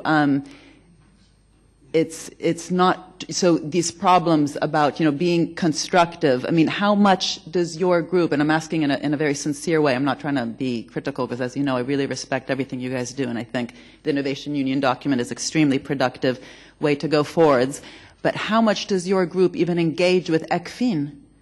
I mean, we can all talk about innovation as much as we want, but if ECFIN's austerity program goes ahead, and just quickly though, in terms of the copying, unfortunately we are copying, but we're copying the wrong model. So in terms of the, in the US, the research is in the universities and the early stage technology development in firms, whereas currently what we're doing in Europe, in the name of having more sort of technology transfer, is we're getting EU universities to do both.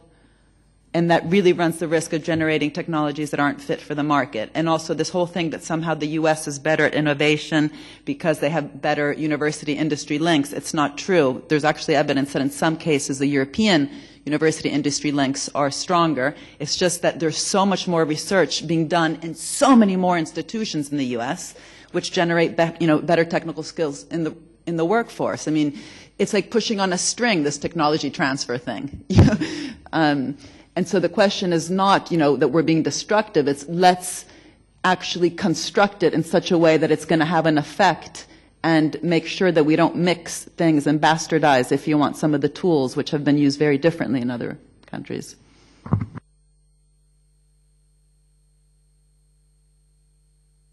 No, we have a very strong role in what we call in our jargon the annual growth survey, which is about the EU response to the national reform programs. And I have no illusions. We are not our department is not the key department in the strategic advice for the exit of the crisis. But our voice is more and more heard. And if you look at the annual growth survey and the recommendations, you will see more and more research and innovation coming up, and now also the European research area. So I think we are, to use a term of our event, in the right direction here. We're coming very close to the end of our time, but I see several questions, and I hate to close without at least hearing them. My name is Fritz Mulders. I'm from the Secretariat of the Council of Ministers. This is just to back up what Peter Droll said. I'm working on competitiveness, EU 2020 and industrial policy in a DG that has just been totally reorganized. In fact, it has gone up in smoke. All the areas that I'm dealing with, industrial policy, competitiveness, Horizon 2020, EU research, innovation, have been joined to the ECFIN DG.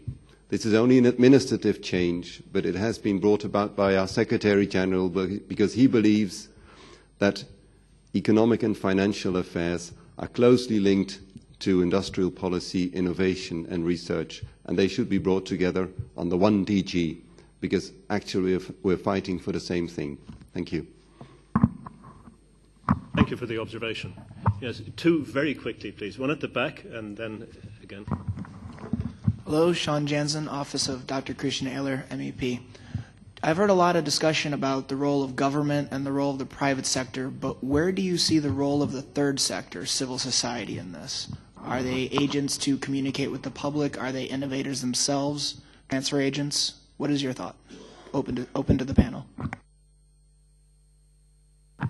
Throw it open to the panel, or do I have to try and answer myself? I start with a 30-second answer. They are innovators themselves, increasingly important in our innovation union strategy. We have added to the classical innovation policy focused on business, the public sector and the third sector. Very important for their creativity and potential.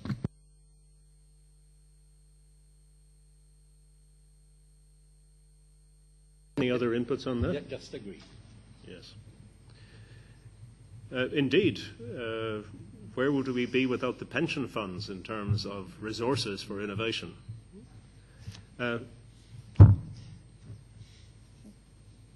This discussion today has centered very much on investment and innovation. In innovation, I lack something here. I think that innovation cannot be done only with money. You need humans to do it. I didn't hear anything about the investment in human resources. How does it look? I mean, the fact is, it has been said once today that the example of Germany and Japan in the 50s has astonished the world, but the fact is that there was a high rate of human capital existing in those countries, which is widely acknowledged in economic theory that it has contributed to the recovery of these countries. Now, I only want to say that it seems to me that there is not too much correlation at the EU level policy between innovation policy and educational policy. I think in fairness we did speak about empowerment, we did speak about Horizon 2020, which has implicit in it major investment in human capital formation. So I'm not sure that we perhaps not explicitly mentioned it. So any observations? Yeah, I talked a bit about education policy. And what I tried to do in that discussion was to raise some of the potential impacts about of our higher education and research policies on innovation and the kind of human capital that we are producing, the quality of the human capital, and also an issue which I believe will be more and more important within Europe, and that is mobility of human capital. I mean, if you look at this panel, you can already see what I'm talking about. Italy and Spain, for instance, are net exporters of researchers to the UK and Sweden. That one could potentially ask what are the implications of all of this R&D labor migrating from the south to the north. And we know that these countries, people don't move from the south to the north unless they are really pushed to move because, well, you know, there might be a lot of great things about the UK and Sweden, but the weather is not one of them. So, so that, you know, so you can see already impacts of the policies in that level, and we can ask, I'm not saying that mobility is bad. In fact, we've spent a lot of time and money within European Union policy to promote mobility, but we also need to check what are the impacts of this mobility, or as the politicians like to talk, flow of human capital from the south to the north.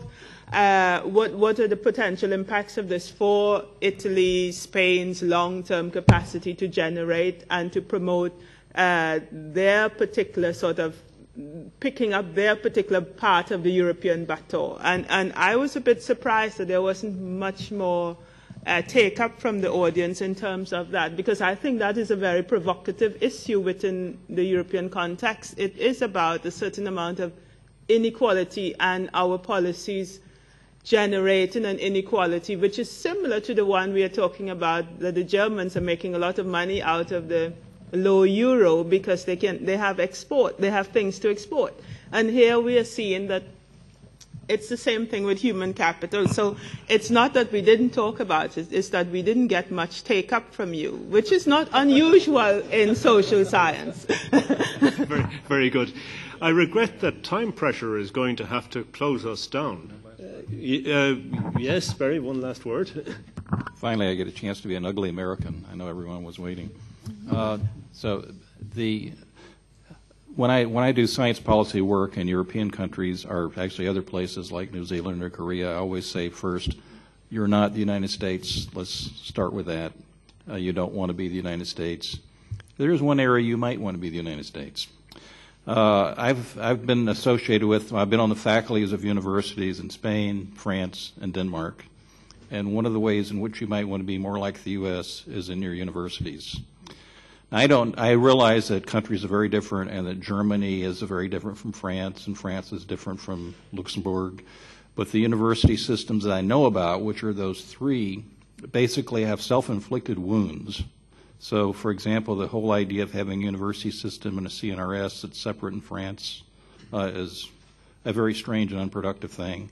The whole idea that, as my colleague, Mr. Tattarella, introduced, that people have to be almost 60 to be a professor. We have an initiative that was just announced yesterday by NIH to empower junior professors. I was a professor at 25, so I was one of the people you were talking about. And some of the systemic issues in universities don't have anything to do with industry. They don't have to do with innovation.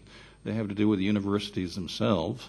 And so, and I'd be happy to talk to anybody about that, even though we're running out of time. I'd be happy to talk about that afterwards. Very good. I really better respect our overall chair and close it down. But in closing, I'd hate to be depressive. And I'd really like to celebrate some people who have really made a fundamental change in their sectors, in either manufacturing, in social mobility, in all sorts of ways. We in Europe need to celebrate our own success more. Dyson. But in each country, we can think of examples of tremendous innovation. And I think part of our deficit is not being able to celebrate that sufficiently. I do think we need to bring out the role models. So I'd like to thank our panelists, and particularly the external politically representatives from the European Parliament and our Commission representative. Thank you all very much.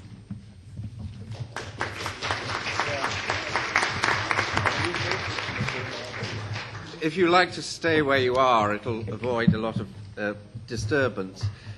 Let me just conclude the conference, if I may, by by saying two or three things.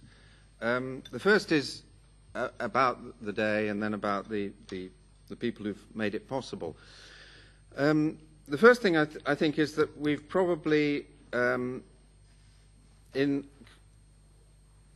illuminating the impact that social science research may have on innovation and innovation policy, we may have had a rather limited view of the social sciences. This was brought home to me by attending last week at the British Academy in London a conference, or a seminar on creativity in the social sciences, which was dominated by another social science which hasn't been represented here today at all, which is social psychology. And the focus of that conference was on what are the origins and how can we encourage creativity. The reason why I think this is relevant is that although the word innovation was actually never mentioned in the course of 2 hours of discussion about creativity, it could have been because one could have replaced the word creativity by the word innovation in almost all the discussion. And I think that we need to think when we think about innovation, about the nature of creativity and the nature of individual creativity. Today has been, if I can put it this way, a bit impersonal. We haven't been talking about people or about individuals, except possibly Martin just one moment ago. But of course, a great deal of innovation and a great deal of creativity is the result of individual thought, or rather, as the social psychologists concluded in their discussion, of the thoughts of groups of people. When asked what was the single most relevant finding of social psychology on creativity and improving creativity, one of the people there said, 2 heads are better than 1. Almost all creativity is not, contrary to the myths about the individual creative genius, almost all creativity is the result of discussion, teamwork, working together. And that leads me to come back to this question of human capital. That is, if we really want to, on this basis, improve innovation and creativity, then human capital formation, education, to put it in another term, an older term, is probably absolutely crucial, because if it's better to have 2 heads than 1, it's certainly better to have 2 educated heads rather than 1 uneducated person. And I think that partly because of the nature of different competencies in the European Union, there is a substantial danger that, as has been said by 1 or 2 people in the discussion recently, we will focus too much on research and research policy and too little on higher education and training the people who are actually going to be the creative and innovative workforce of the future.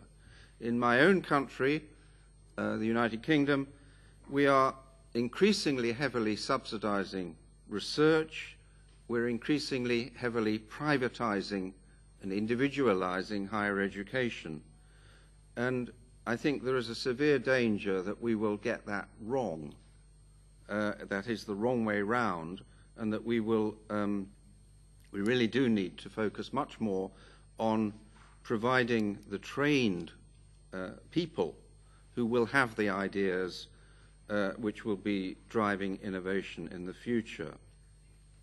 Second thing I wanted to say was that it comes back in a sense to what Barry said about the oddity, in a sense, of discussing the question, is innovation always good?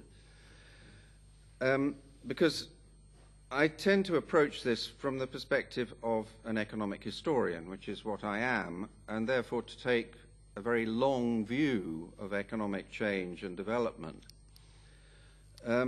This is comforting in a number of respects, because it does mean that one is used to the concept of financial crises, and one realizes, unlike I think, an awful lot of people at the moment, and particularly many of our politicians, that we've been here before, and that we should learn the lessons of the past, but that also one of the lessons of the past is that you do emerge from financial crises, and that we have been going through, and I think have no reason to believe that we are at the end of, a period of very, very substantial economic growth and change and improvement and development, much of which, at any rate, does stem from innovation.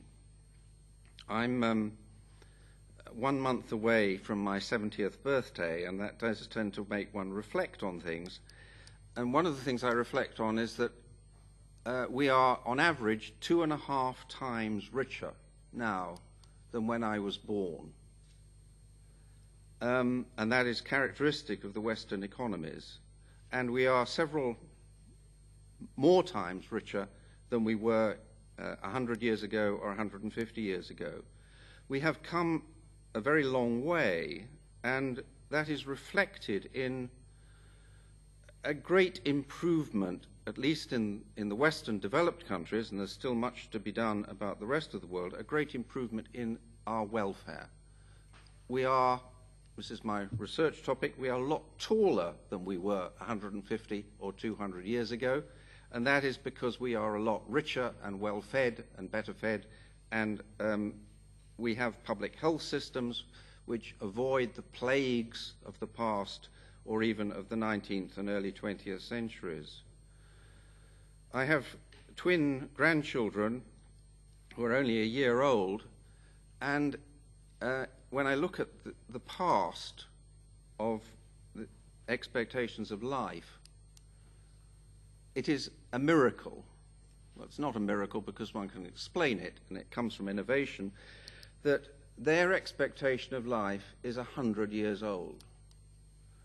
That compares with an expectation of life in the UK in the middle of the 19th century, 150 years ago, of between 30 and 40.